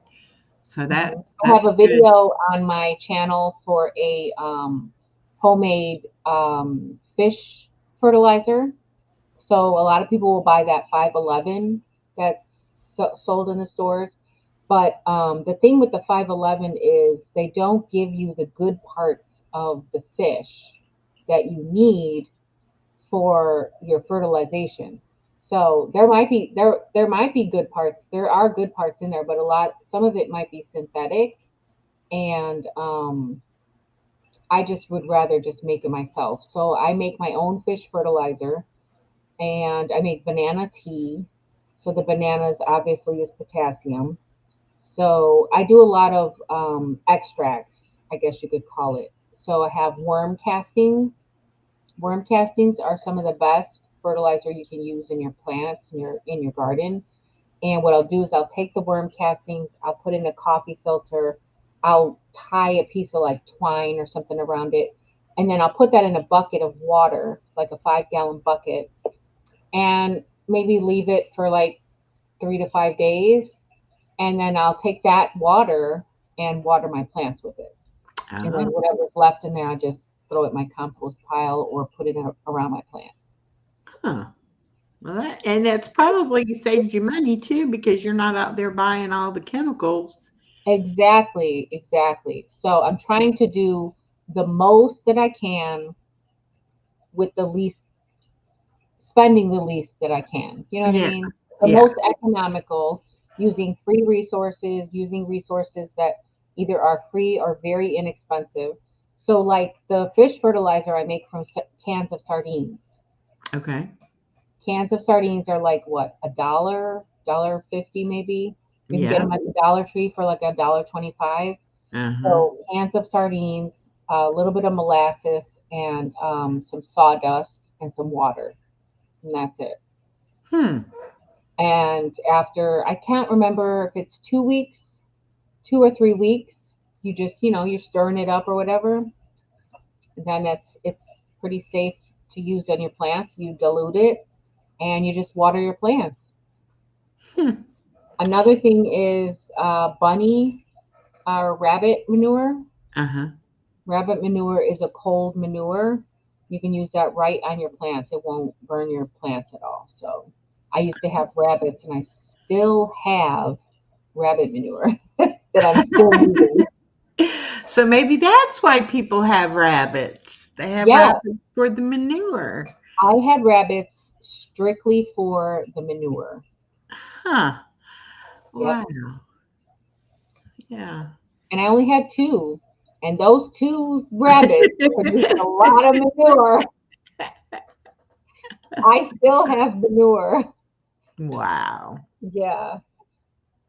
Now that'd be good, especially if you had kids and they wanted a pet and be like, yeah, that pet needs to pay its own way. It needs to be making Yeah. food that we can use. Yeah, rabbits are giving back. They're definitely Mhm. giving back. Mhm. Yeah. So it's not Well, hard. I wish I had lived somewhere that I had some land so that I could do some more, homesteading type things because I'm really fascinated by it. But just so far, life has not put me in that area yet. So we'll see. Yeah. And I have the land, I could do it, but I know better that I don't want to take on more than I can handle. And I know already that if I did all the things that I wanted to do, that I'd be doing it alone. So I wouldn't have, like, my husband works long hours. He works um, outside, he works a hard job. So he wouldn't be here to help me do anything of the sorts. Yeah. And I already know myself, like, I don't want to be regretting things because now I'm doing it myself and I don't have any help. And you know what I mean? So I don't want that to be something that causes an issue later Yeah. when, you know what I mean? When I'm like, maybe I'm bitter or resentful, like, oh, I don't have any help. I need, for this, that, or the other. And now I have, let's say I have a whole, I have chickens now and I have goats and you know what I mean. I'm doing all the things, but now I have to do it all myself. And all of that stuff takes work. It takes work and time and hard work to take care of animals. I But mean, don't you they think are that's the problem most people have, is that they don't look at the big picture, what it's going to take for, I mean, absolutely, for anything, not just homesteading, but for anything. yes, And they think, oh, I could do it. And then they get involved in doing it. And then, like you said, they get resentful because, hmm, oh, this is more work than I thought, or nobody's here to help me, even right, though what you might get out of it would be worth it. But if it becomes that yeah, much of a strain, on you to do it, how is that helping your life? right. I don't If you're not understand that. happy anymore, like you might be happy in the beginning, like, oh, I'm so happy, I got this, I got that, whatever. But depending on where, like, I live in Indiana, winters are harsh. So I don't, I'm Yeah, not what going to would you do be, with the livestock during the winter? I'm not going to be in favor of trying to go outside in, -10 to make sure my chickens have water because the water's frozen and, Frozen. Yeah, whatever else. yeah, And, making sure the goats aren't escaping into the neighbors' yards and running across the street and whatnot. So it's work to build infrastructures for those animals, to keep them safe, to keep them clean, to keep them fed. It costs money to do all that. It's not free. That stuff is and expensive. I heard somebody the other day saying that they couldn't go somewhere if it was like more than like an afternoon type thing, because they have to take care of their animals at night, Nobody's there to do it. because they have like coyotes and things that'll get their animals if they don't take care of them.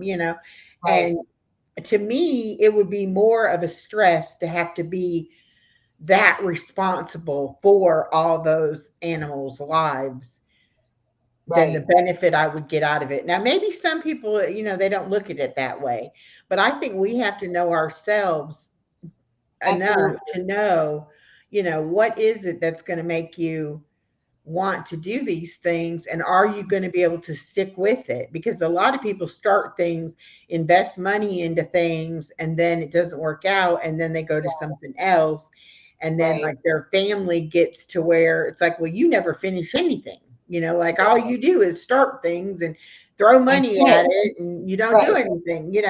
right. So, and it to me, it's hard to know yourself. I mean, it's good that you know yourself that well and you can say, I know I wouldn't Yeah, do that. I think a lot of people don't know, and they look at the fairy tale of it, like, oh, wouldn't it be yeah, wonderful? right. And then Because I they, mean, it's definitely has all the benefits. yeah, Like, for instance, we got this storm that we just had, and everyone ran out and bought milk, bread, eggs, whatever. So, what I mean, things were off the shelves. hmm, Homesteaders are not worried about that type of stuff. They go outside and get their eggs. They make their bread at home. They milk their cows or their goats. They got milk, they got bread, they got eggs. They're yeah, not they're not worried about that type of stuff. yeah, They yeah, have their own meat birds, or they've got beef stored up in the freezer or what have you. So they don't have to worry about that stuff. But it comes at a price. You have to be able to devote and commit to that type of lifestyle. And it looks glamorous and it looks great, on the screen, hmm, but it's a lot of work. And you yeah, have to be prepared to take on that amount of work And if you don't have a big family that's willing to step in and help you out, or, if I wanted to go on a vacation, I have to worry about who am I going to find to watch my animals, to feed my chickens and, whatever. And And who, like you said, your husband works a full-time job. He's not going to be there to help you do things, and things are going to happen when he's not right? available, and then it's going to fall back on you that you're going to have to be out there trying to figure out, what to do or whatever. So yeah, Yes. I think it's probably only certain kind of people can handle, doing all Yeah. of that. And I'm glad that they can, but like I said, I just don't think that I think I would get resentful after a while, and I would be like, is it worth it? I would be questioning, is the amount of time you have to put into it and everything you have to go through, is that worth it? I mean, I have a dog, and sometimes I think, boy, if I didn't have that dog, I could go and do things, and not have to worry about getting home, take care of the dog. But I can't imagine having, a bunch of animals that Yeah. relied on me for protection and for food and water and all of that. Right. Cleaning out stalls and cleaning out the chicken coop and, you know, all that stuff is work, and it Yeah. takes patience and it takes dedication and commitment.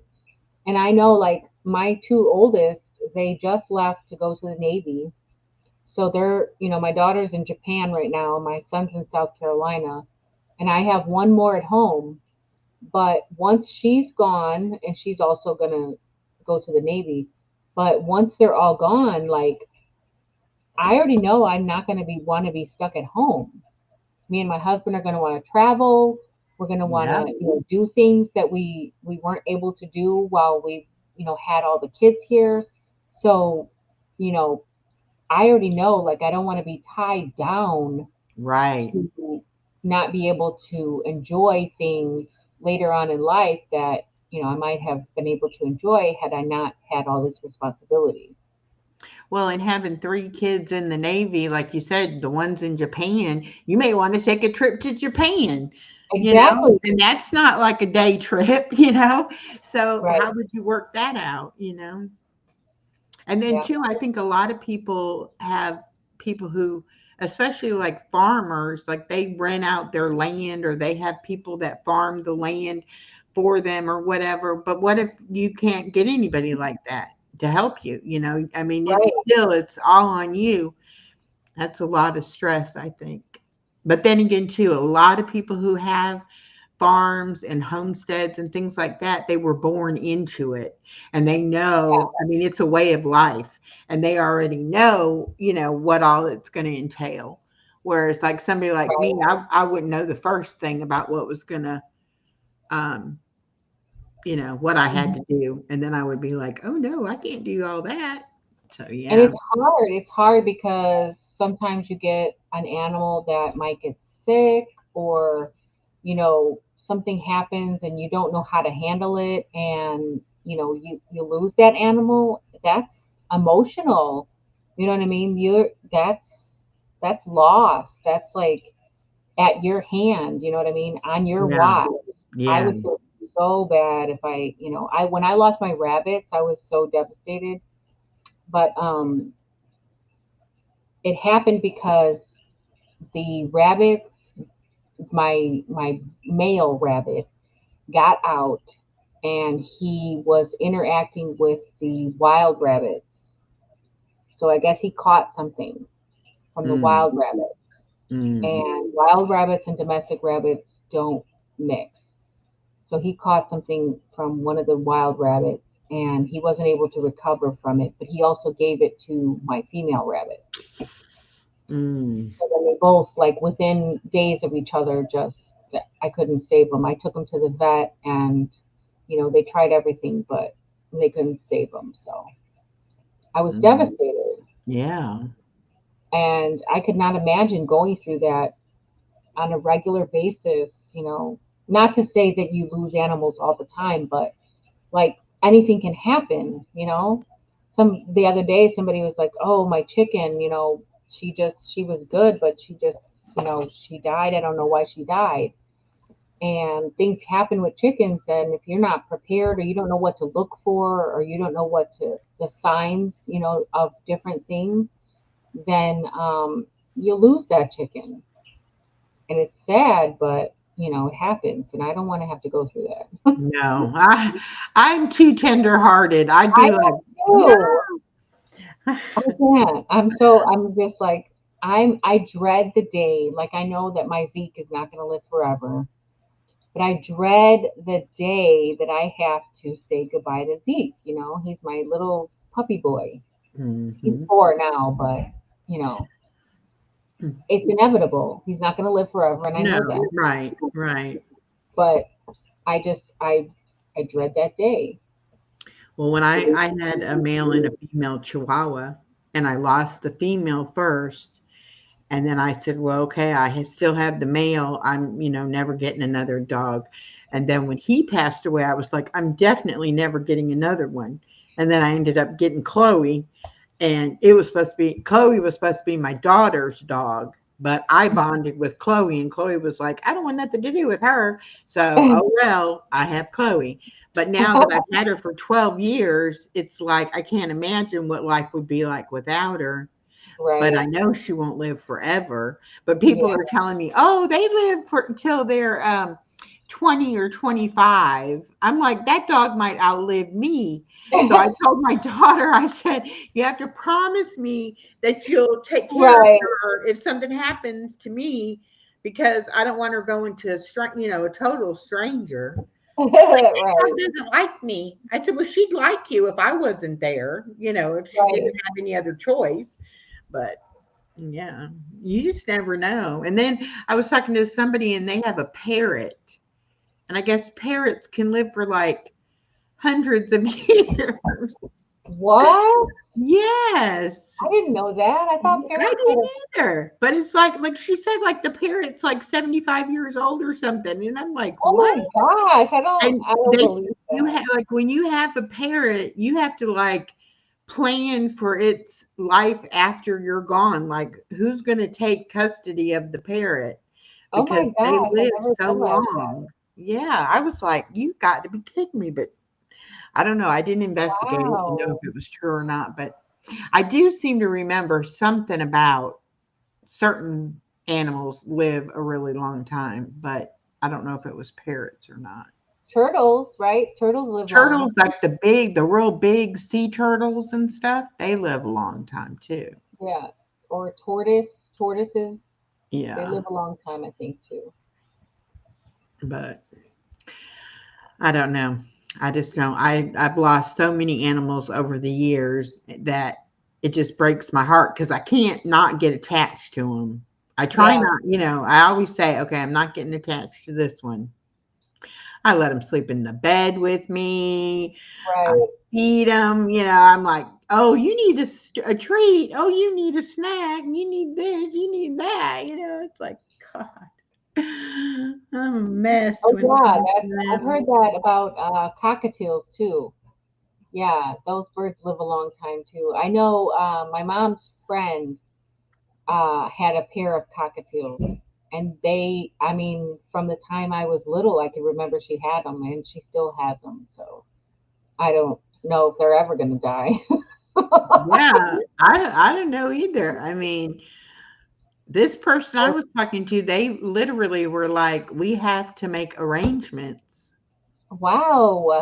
because Yeah, when we that's, go, that's somebody's wild. got to take the bird. And it was funny because they were saying that the bird kind of has a nasty disposition, and that everybody Um, they've talked to has said, "No, I don't want that bird," right. I'm not And taking so that. they're like, "What are we going to do? We got to find somebody that'll take care of the bird." It's like, well, if he wasn't so nasty, maybe somebody would want him.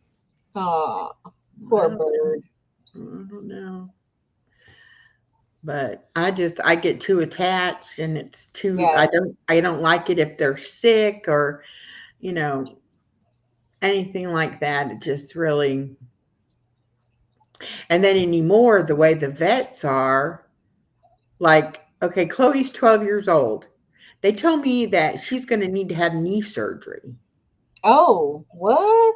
Yeah, and I'm like, the dog jumps up, from my bed down to the floor and back up onto the bed. I don't think there's anything wrong with her knees, but I think they were just saying, because as they age, because she's a Dotson Chihuahua mix, and so she's got two longer legs and then two shorter legs, and like Oh, because I guess because of the way that she walks or something that it can mess up her yeah. knees. So in other words, she might have to have knee surgery. And I'm like, okay, well, if she's in pain, is she in pain? And they're like, well, no. I'm like, well, okay, as long as she's not in pain, I'm not putting her through having surgery. I just, No, you know, especially not an unnecessary surgery. Like, yeah, I'm like, yeah, okay, I'll keep that in the back of my head. When she right. tells me she needs to have knee surgery, we'll have knee surgery. But I really Well, think they do. uh, a lot of breeds have like certain things that they are prone to. Like it's just pretty much like hereditary. Like German shepherds are really prone to like hip Yeah, dysplasia. yeah, There's a lot of dogs actually that are prone to hip dysplasia, but you just have to be prepared for that type of stuff. You got to do your research about the breed that that you're getting and know what you're getting into. That's all. yeah. We And now, keep like a really Dotson good have diet. a bad back. They have back issues because of their back being so long. But her Hmm. back isn't all that long because she's Chihuahua and Dotson mix, so she doesn't have Okay. the whole long body, and she has longer back legs and shorter front legs. She's really quite comical the way she's put together. It's like, yeah, that wasn't a good mix. Not at all. And somebody I worked with, they had both the mom and the dad, and they had the puppies because the kids were not good at keeping the dogs apart, so they ended up having these puppies. And so I went to look at the puppies, and of course I fell in love with her. But then they weren't taking care of them, and they were like, "You can get her early." So I got her when she was 5 weeks old. So I mean, I had Oh, to get her to drink and eat and everything. I mean, that's why oh we my bonded, God. because every couple of hours I was up checking on that poor little dog. Um, but she was fine, but it just I couldn't let her stay there once I knew that they weren't taking care of them. You know, Yeah. I was like, yeah, okay. And I almost got a second one too because I just felt so bad for him. I was Oh no. maybe I ought to get another one, but I did talk somebody into getting one of them. I think they had five, and I know we got the two of them, so I don't know what they did with the other three. But Wow. Yeah, my sister just got rid of her cat's kittens. Her cat got out and ended up getting pregnant because she has so many stray cats in her neighborhood, yeah, and her cat is an inside cat, but she got out and then of course she got pregnant, so she ended up having three kittens. mm. And I just literally got, you know, rid of her kittens for her. So Oh goodness, it's not easy when you're looking for good homes for them. right, Want to right, make sure they go to a good home and, that they're going to be happy. So I've been in touch with the two different uh, ladies that came. One of them there was two girls and a boy. So one couple got the boy and the girl, and then the other couple got the other girl. So I've been in touch with both of them, trying to, how are they doing? How are they adjusting? Are they, they're sending me pictures, and I'm like, okay, I'm just checking in. yeah. Well, you have to because you don't know what people are going to do. People are, you Yeah. know, So they're really happy with them. They're like, oh, they're so good, and they're doing this or that, or so yeah. I just, you know, I get attached to, and I don't even spend time with the cats, but it's just a thing. You just have a heart for animals, and it doesn't matter what the animal is, or like right. possums. I cannot look at a possum and think anything bad. Um, I just hate I had to seeing them on save the a side of the possum when I road. got a dog. I get upset every time, and I live like far enough out in the country that you have to drive maybe 5 miles to get to the main road, and there's definitely always stuff on the side of the road, and I'm like, what Yeah, is going on here? People, why are you driving like maniacs on this road? It's like, look out for, and what they're doing is the town is growing, and they're yeah, cutting down all the trees to put new buildings, and these poor wildlife, they have nowhere to go. And yeah, so there, what little bit of woods is left, it's like that road is right there.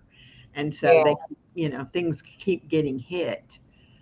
But it's like, yeah, they shouldn't be allowed to do that. There should be some kind of a ordinance or something that you have to leave so much habitat for the wildlife when you're yeah. selling off your I property agree. or whatever, I because I remember it's not fair. I remember thinking that like when they're getting ready to build like new developments and subdivisions and whatever else they're trying to put up, like they should have to consult with like the ecological like Hmm. society or something, or like you know what I mean, the wildlife preservation Yeah. area or something like that. Like that should be part of the process. Like you can't just eliminate everything that is, a home for the wildlife, because then they're like, oh, there's a coyote in my yard, or there's a fox over here, and it's Well, like, yeah, because well, what there's are you? nowhere for them. I mean, they don't want to be in your yard, but there's At nowhere for them to all. go. Right. So, They you were know, here first. when you take out all of the area for them to live in, and not only are you taking away the area, but you're taking away their environment where they can't get food and water as easily either. So Right. they're going to come up to the houses looking for whatever they can find, and you can't Right. really fault them for that. Exactly. They're just Now trying they're to now they're survive. smelling now they're smelling your garbage, they're Hmm. smelling, different things in the area other than what they normally would be hunting. Now those smells are different in the area because now you have houses there. And they're like, "Oh, the raccoons keep getting in my garbage and this and that." Well, they they were here first. You know what I Yeah. mean? It's not their fault. Mm-mm. But now I have friends that live in South Carolina, and they have a black bear population problem. And they'll have the black bears will just come right up in your yard, and they're afraid for their little dog. Like they can't let their dog go Yeah. outside unless they're with it on a leash, because the bear, I mean, they've actually come home in the daytime, pulled up in their yard, and there's a black bear in their yard. Wow. So, it's not just at night, it's anytime. And I think what they caught him one time, he was actually trying to get the bird seed out of the bird feeder. Oh So my God. obviously The he was bear? hungry. Yeah. The bear? Yeah. Wow. I didn't know they ate bird seed. I didn't know they would either. And they didn't I mean, I either know they because, eat they berries and made sure stuff, they didn't but have any trash out or anything, because when, like the first time they saw him, and which it might not be the same one, but with the first time, they were like, well, maybe somebody left food in the garbage or whatever like that. So then they were making sure that they weren't doing anything like that. And then when they pulled up in the yard, he was standing up on his hind legs and had it was like a cylinder bird feeder with the little perches on the sides. And he had a hold of that thing, shaking that bird food into his mouth. Like, boy, he was hungry now. And they took pictures. It was so funny. They took pictures of it and put it on Facebook. Like, look what we came home to. oh my Oh gosh. my He goodness. found himself a snack. And they don't really live like what I would consider in the country. I mean, they don't live like in a subdivision, but not Yeah. really, not that you would think a bear, but I guess because they have mountains around there and things, and they just, and I think my friend was saying that it's like at certain times of the year, the bears will come down the mountain, Yeah. you know. Probably after they wake up from hibernation or whatnot. then they wake up and they're looking for food, or maybe it's right before they go into hibernation and they want Maybe. to stock up on food or whatnot. So it's probably either one of those times. It says Yogi and Boo Boo will eat just about anything they can get their hands on. Oh, Their Lisa's sense back. of smell is intense. Oh, wow. Okay. Hmm. Lisa actually does rescue. Well, she doesn't try to do it anymore, but she does like rescue of different animals. She actually has experience with rescuing like possums, and I think she right now she has a turtle or a tortoise. Tortoise, Lisa? Is it a tortoise or a turtle? Really big guy. Mm. She's got a few different experiences with animals that she's rescued. Yeah, we were talking about black bears, Lisa. Echo said she had seen a post of these people that the black bear was uh, snacking on their bird seed out of Bird their bird food. Yeah. food. I was like, I didn't think they would eat bird seed of all things, but who knows? They were maybe he was just snacking.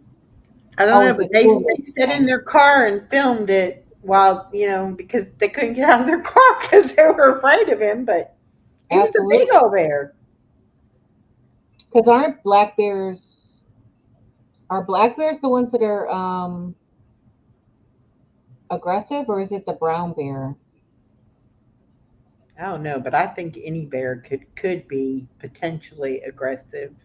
Yeah, some of them are like not really that aggressive. Like they wouldn't come at you unless they had to.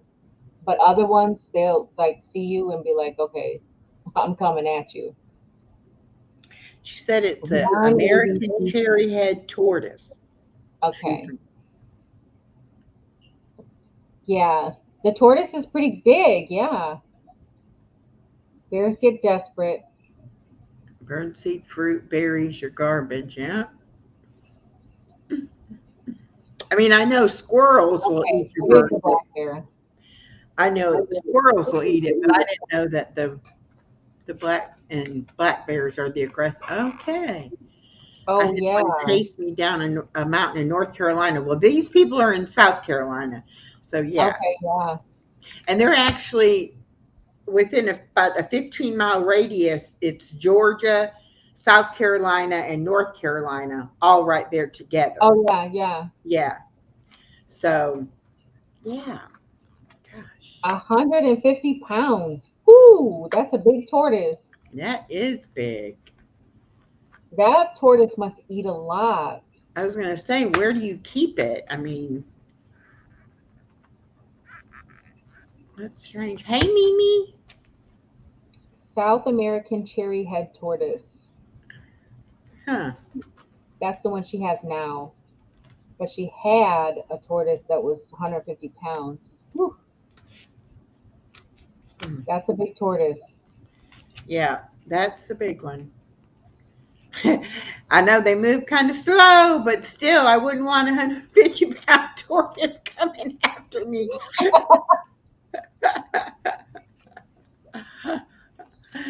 They Yes. used to open the refrigerator and help themselves. Oh my gosh.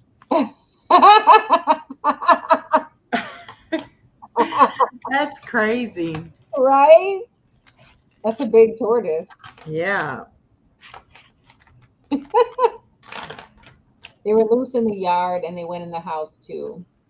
Well, that's good. They had lots of roaming area Yeah. because they probably needed it. They can be quick. Yeah. Oh, Hmm. this is Lisa. Lisa's the one who sent me the book of Oh, okay. Squarefoot Gardening.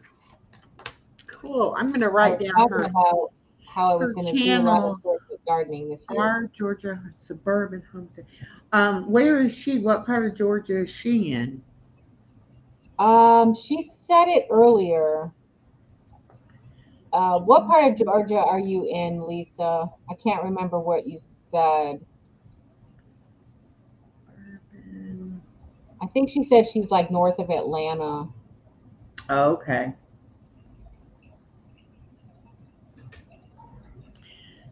Okay. I wish I could. There were more people here in Georgia because I would love to go to a meetup, but it seems like nobody is close to Georgia. Oh, that's good. I bought an adult coloring book, and I bought these colored pencils that you twist it so you don't have to sharpen it. You just twist it up. Oh, that sounds fun. Yeah.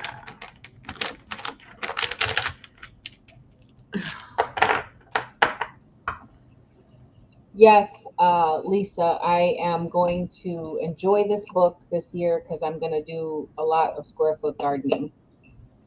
She said Yeah. Gwinnett County. Okay.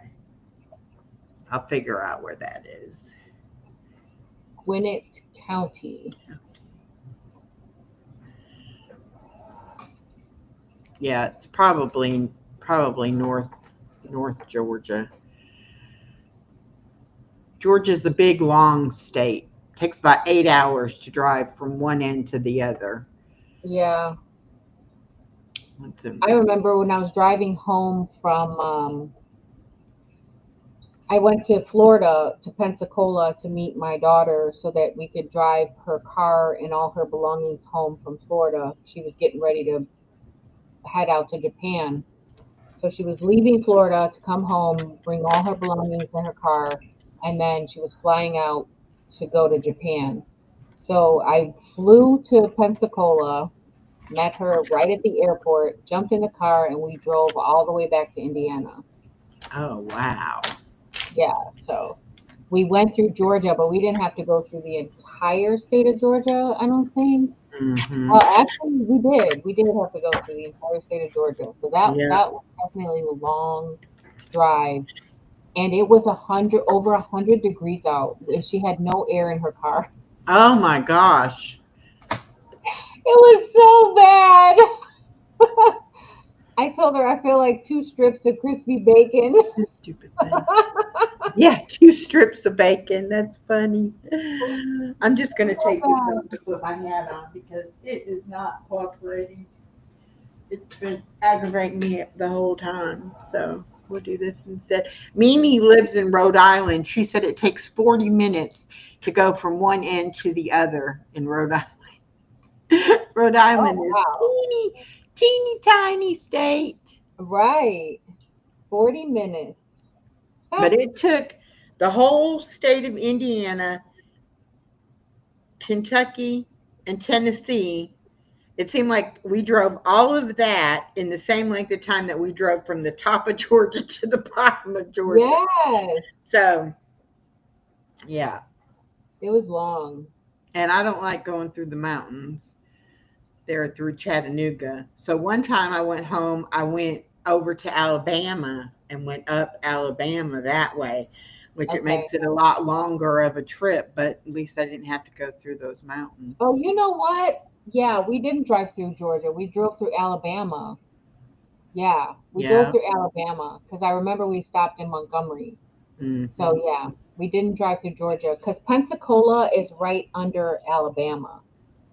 So it's all Yeah, the way it's in over the in Gulf. It's in the along the Coast. yeah, it's all the Yeah, way over in the Panhandle, right underneath Alabama. So yeah, yeah, we didn't have to drive through Georgia. We went through straight up through Alabama, and going through Tennessee was crazy fast. Like I think we got through Tennessee like within an hour. yeah. Tennessee is not bad at all, and Kentucky's not that much bigger than Tennessee. Indiana is a pretty long state, and Yeah. Georgia's a long state. But yeah, that was the worst car trip I've ever been on when we moved to Georgia. My ex-husband did not believe me that I had never driven on a long car trip and that I was going to get lost and I didn't want to be in it my own, we were bringing 2 cars, so Oh I had to no. be driving by myself, and in every major city we had discussed ahead of time to go on the bypass or go through the city. We got to Atlanta and I couldn't remember what he had said, if he said go through it or go around it. So I went through it, he went around it, we ended up getting Oh, separated, And eventually I got back on 75 and was like, well, I know where I'm going. I'm just going to go. And eventually he'll figure out he can't find me and maybe he'll go, you know. And Yeah. so um, then I broke down on 75 right outside of Macon. Oh my gosh. And this man stopped to help me and drove me up to the gas station, and I was able to call the job my husband was we were supposed to be going to let them know if my husband calls to say I've lost my wife, I'm going to be late, tell him where I'm at, that I'm broke down on the side of the road. Yeah. Well, by the time we got back to the car, he had found us.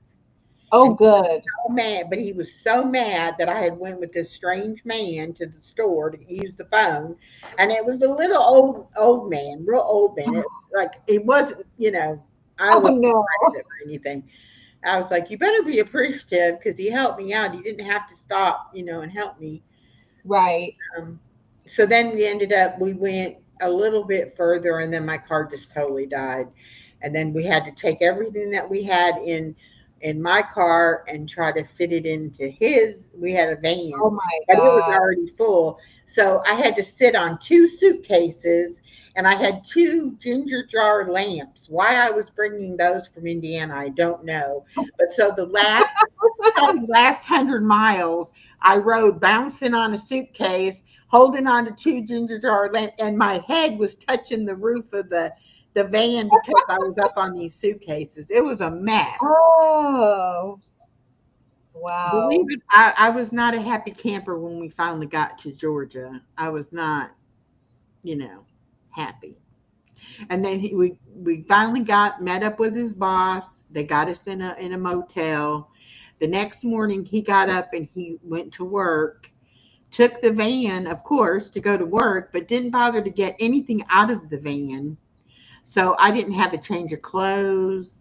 I didn't have, Oh no. What a anything that I. nightmare. And so here I'm in this room for like 12 hours with nothing, waiting for him to get home from work, you know. And he was like, why are you in a bad mood? Oh, I don't know. Just 12 hours sitting here mad at you for not leaving, at least giving me my suitcase. You know, it was Right. it was so bad. And we moved here in November, so it was like cold in Indiana when we left. We get down Right. here, it's like in the 70s. So I'm like, well, I'm going to go swimming, you know. And they're like, no, the hotel pool was closed. They close them in September and don't open them back up until like the first part of April. And I was like, it's 70 degrees out. You could have Oh your wow. pool open. And they're like, no, no, nobody goes swimming down here when it's, in November. I'm like, okay. I was depressed then after that. Right. But yeah, I did not have a good experience moving to Georgia. I really, really did not. I That's don't terrible. recommend That moving sounds like a nightmare. somewhere where you don't know anybody, other than your spouse, and then he's gone all day at work. So you're like, okay, stuck in a strange place with no transportation. Oh no. Jan said they got 7 inches of 7 inches of snow. snow, but before that they had freezing rain. Oh no. Oh wow. So that's crazy because then all that freezing ice is underneath Hmm. your um snow. Yeah, that's not good at all. But dangerous. Oh, you have to email Lisa?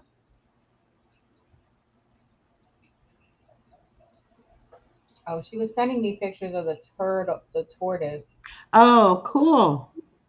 but I didn't see them.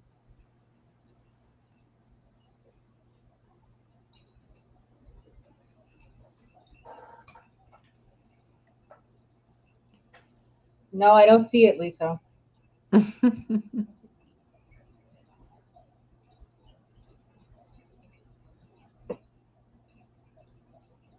It's are you using the right email? It's Indiana Backyard Gardener at gmail.com if that's the one that you're trying to use. because I don't use the other one anymore because it's full. I had to start over with a new email because the Gmail always is telling me that I'm out of storage and I can't get any more emails and I can't do this or that, and they want me to buy more storage, and I'm like, I'm not buying more storage. I'm not buying any storage.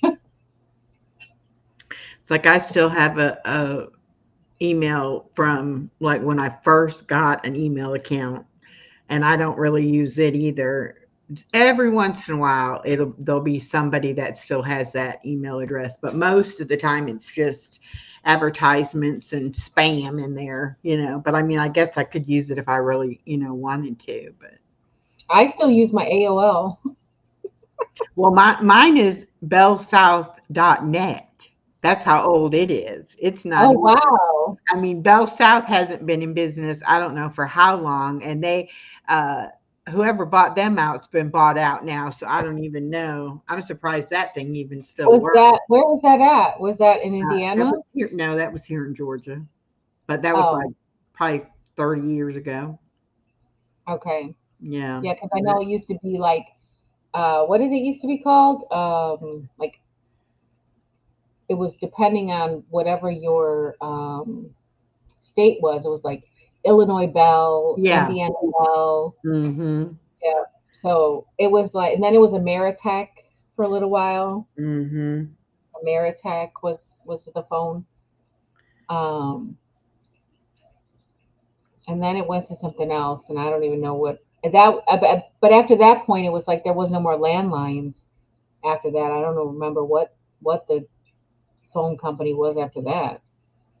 Yeah, I don't know. It's really strange to think back all those years ago, when we didn't even know what email was. It was like a weird thing. Oh, you have an Yeah, email address? Like now with it's like dial people up, don't have an email address. You got to right? have Having an to email address.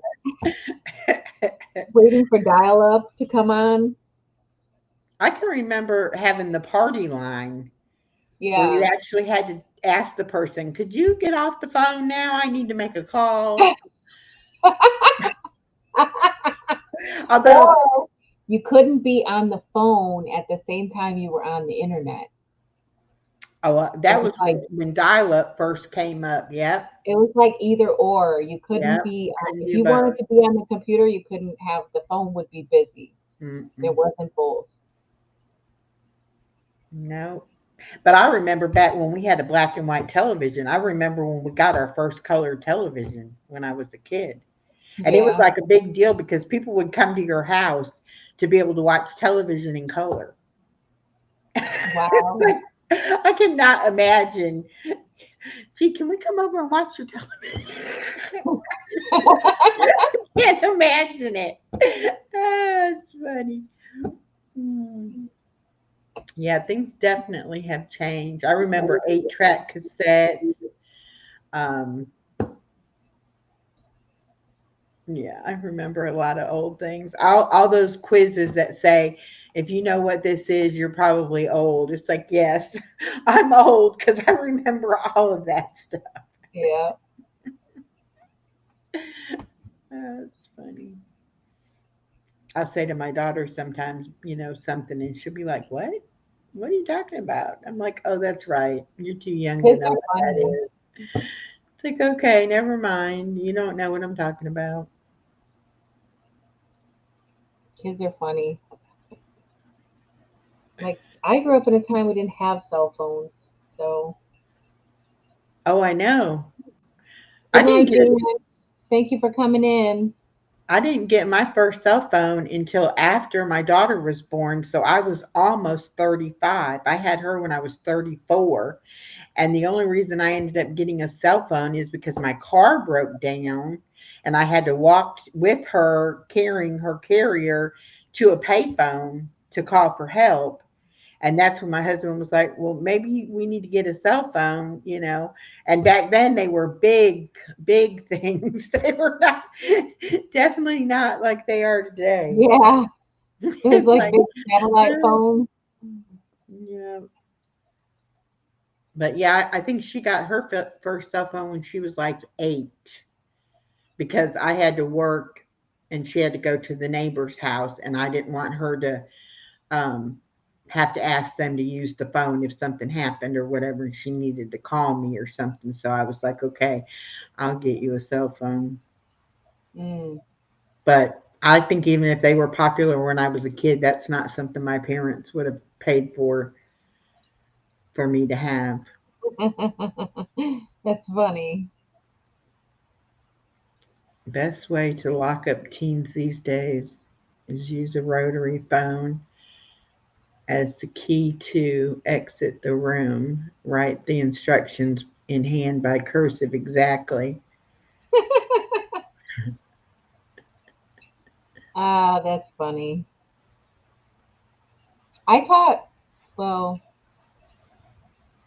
I taught my daughter how to write in cursive.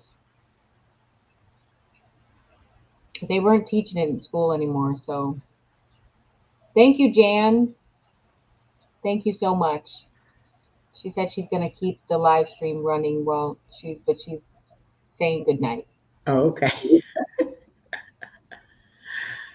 Yeah, well, we've been on here for 2 hours and 20 minutes. So, but you still got, golly, you got 15 people over on your side, Oh and yeah. I got five over here. So, Well, I guess we can call it a night. right. I Thank you so enjoyed much it. for having me on. I am so interested now in the fermenting stuff. I'm going to have to check into that. I think that Yeah, do really, some research. yeah, A that's lot of it is interesting. it's so simple to do. So Yeah, you don't need a lot of fancy equipment, not like yeah, some people, portray it to be. But check it out. Try your hand at it. It's not that hard. yeah. Because I like cabbage, so, and Yeah. I like sauerkraut, so I might Me actually like too. it. I love sauerkraut. I like to have sauerkraut like on Polish sausages Oh, and yeah. um like at Sam's Club they have these beef hot dogs that they sell at the Mm-hmm. food court and they give you these little packages of sauerkraut to go with it. It's so good. Oh, okay. I think you put sauerkraut on a Reuben sandwich too, Oh yeah. with the Mm-hmm. corn, or is it corned beef or roast? Corned I think beef. it's corned beef. Yeah. Yeah, that's real good. But I'll definitely look into that, and I'm going to do some research on what kind of tomatoes and cucumbers to get to grow on my patio, because Yeah, I think that would be really neat to do, and my absolutely. granddaughter would enjoy watching them grow, and Yeah. of course, then I can eat them. So Okay. that would be good. Well, thank you so much for coming. I appreciate it so much. Thank you for having me. All right. Well, we will see each other on the YouTube streets, I'm Yes, sure. I will. All right, everybody. Thank you for coming. Have a great night. I'm Thanks going to everyone. go ahead and say goodbye.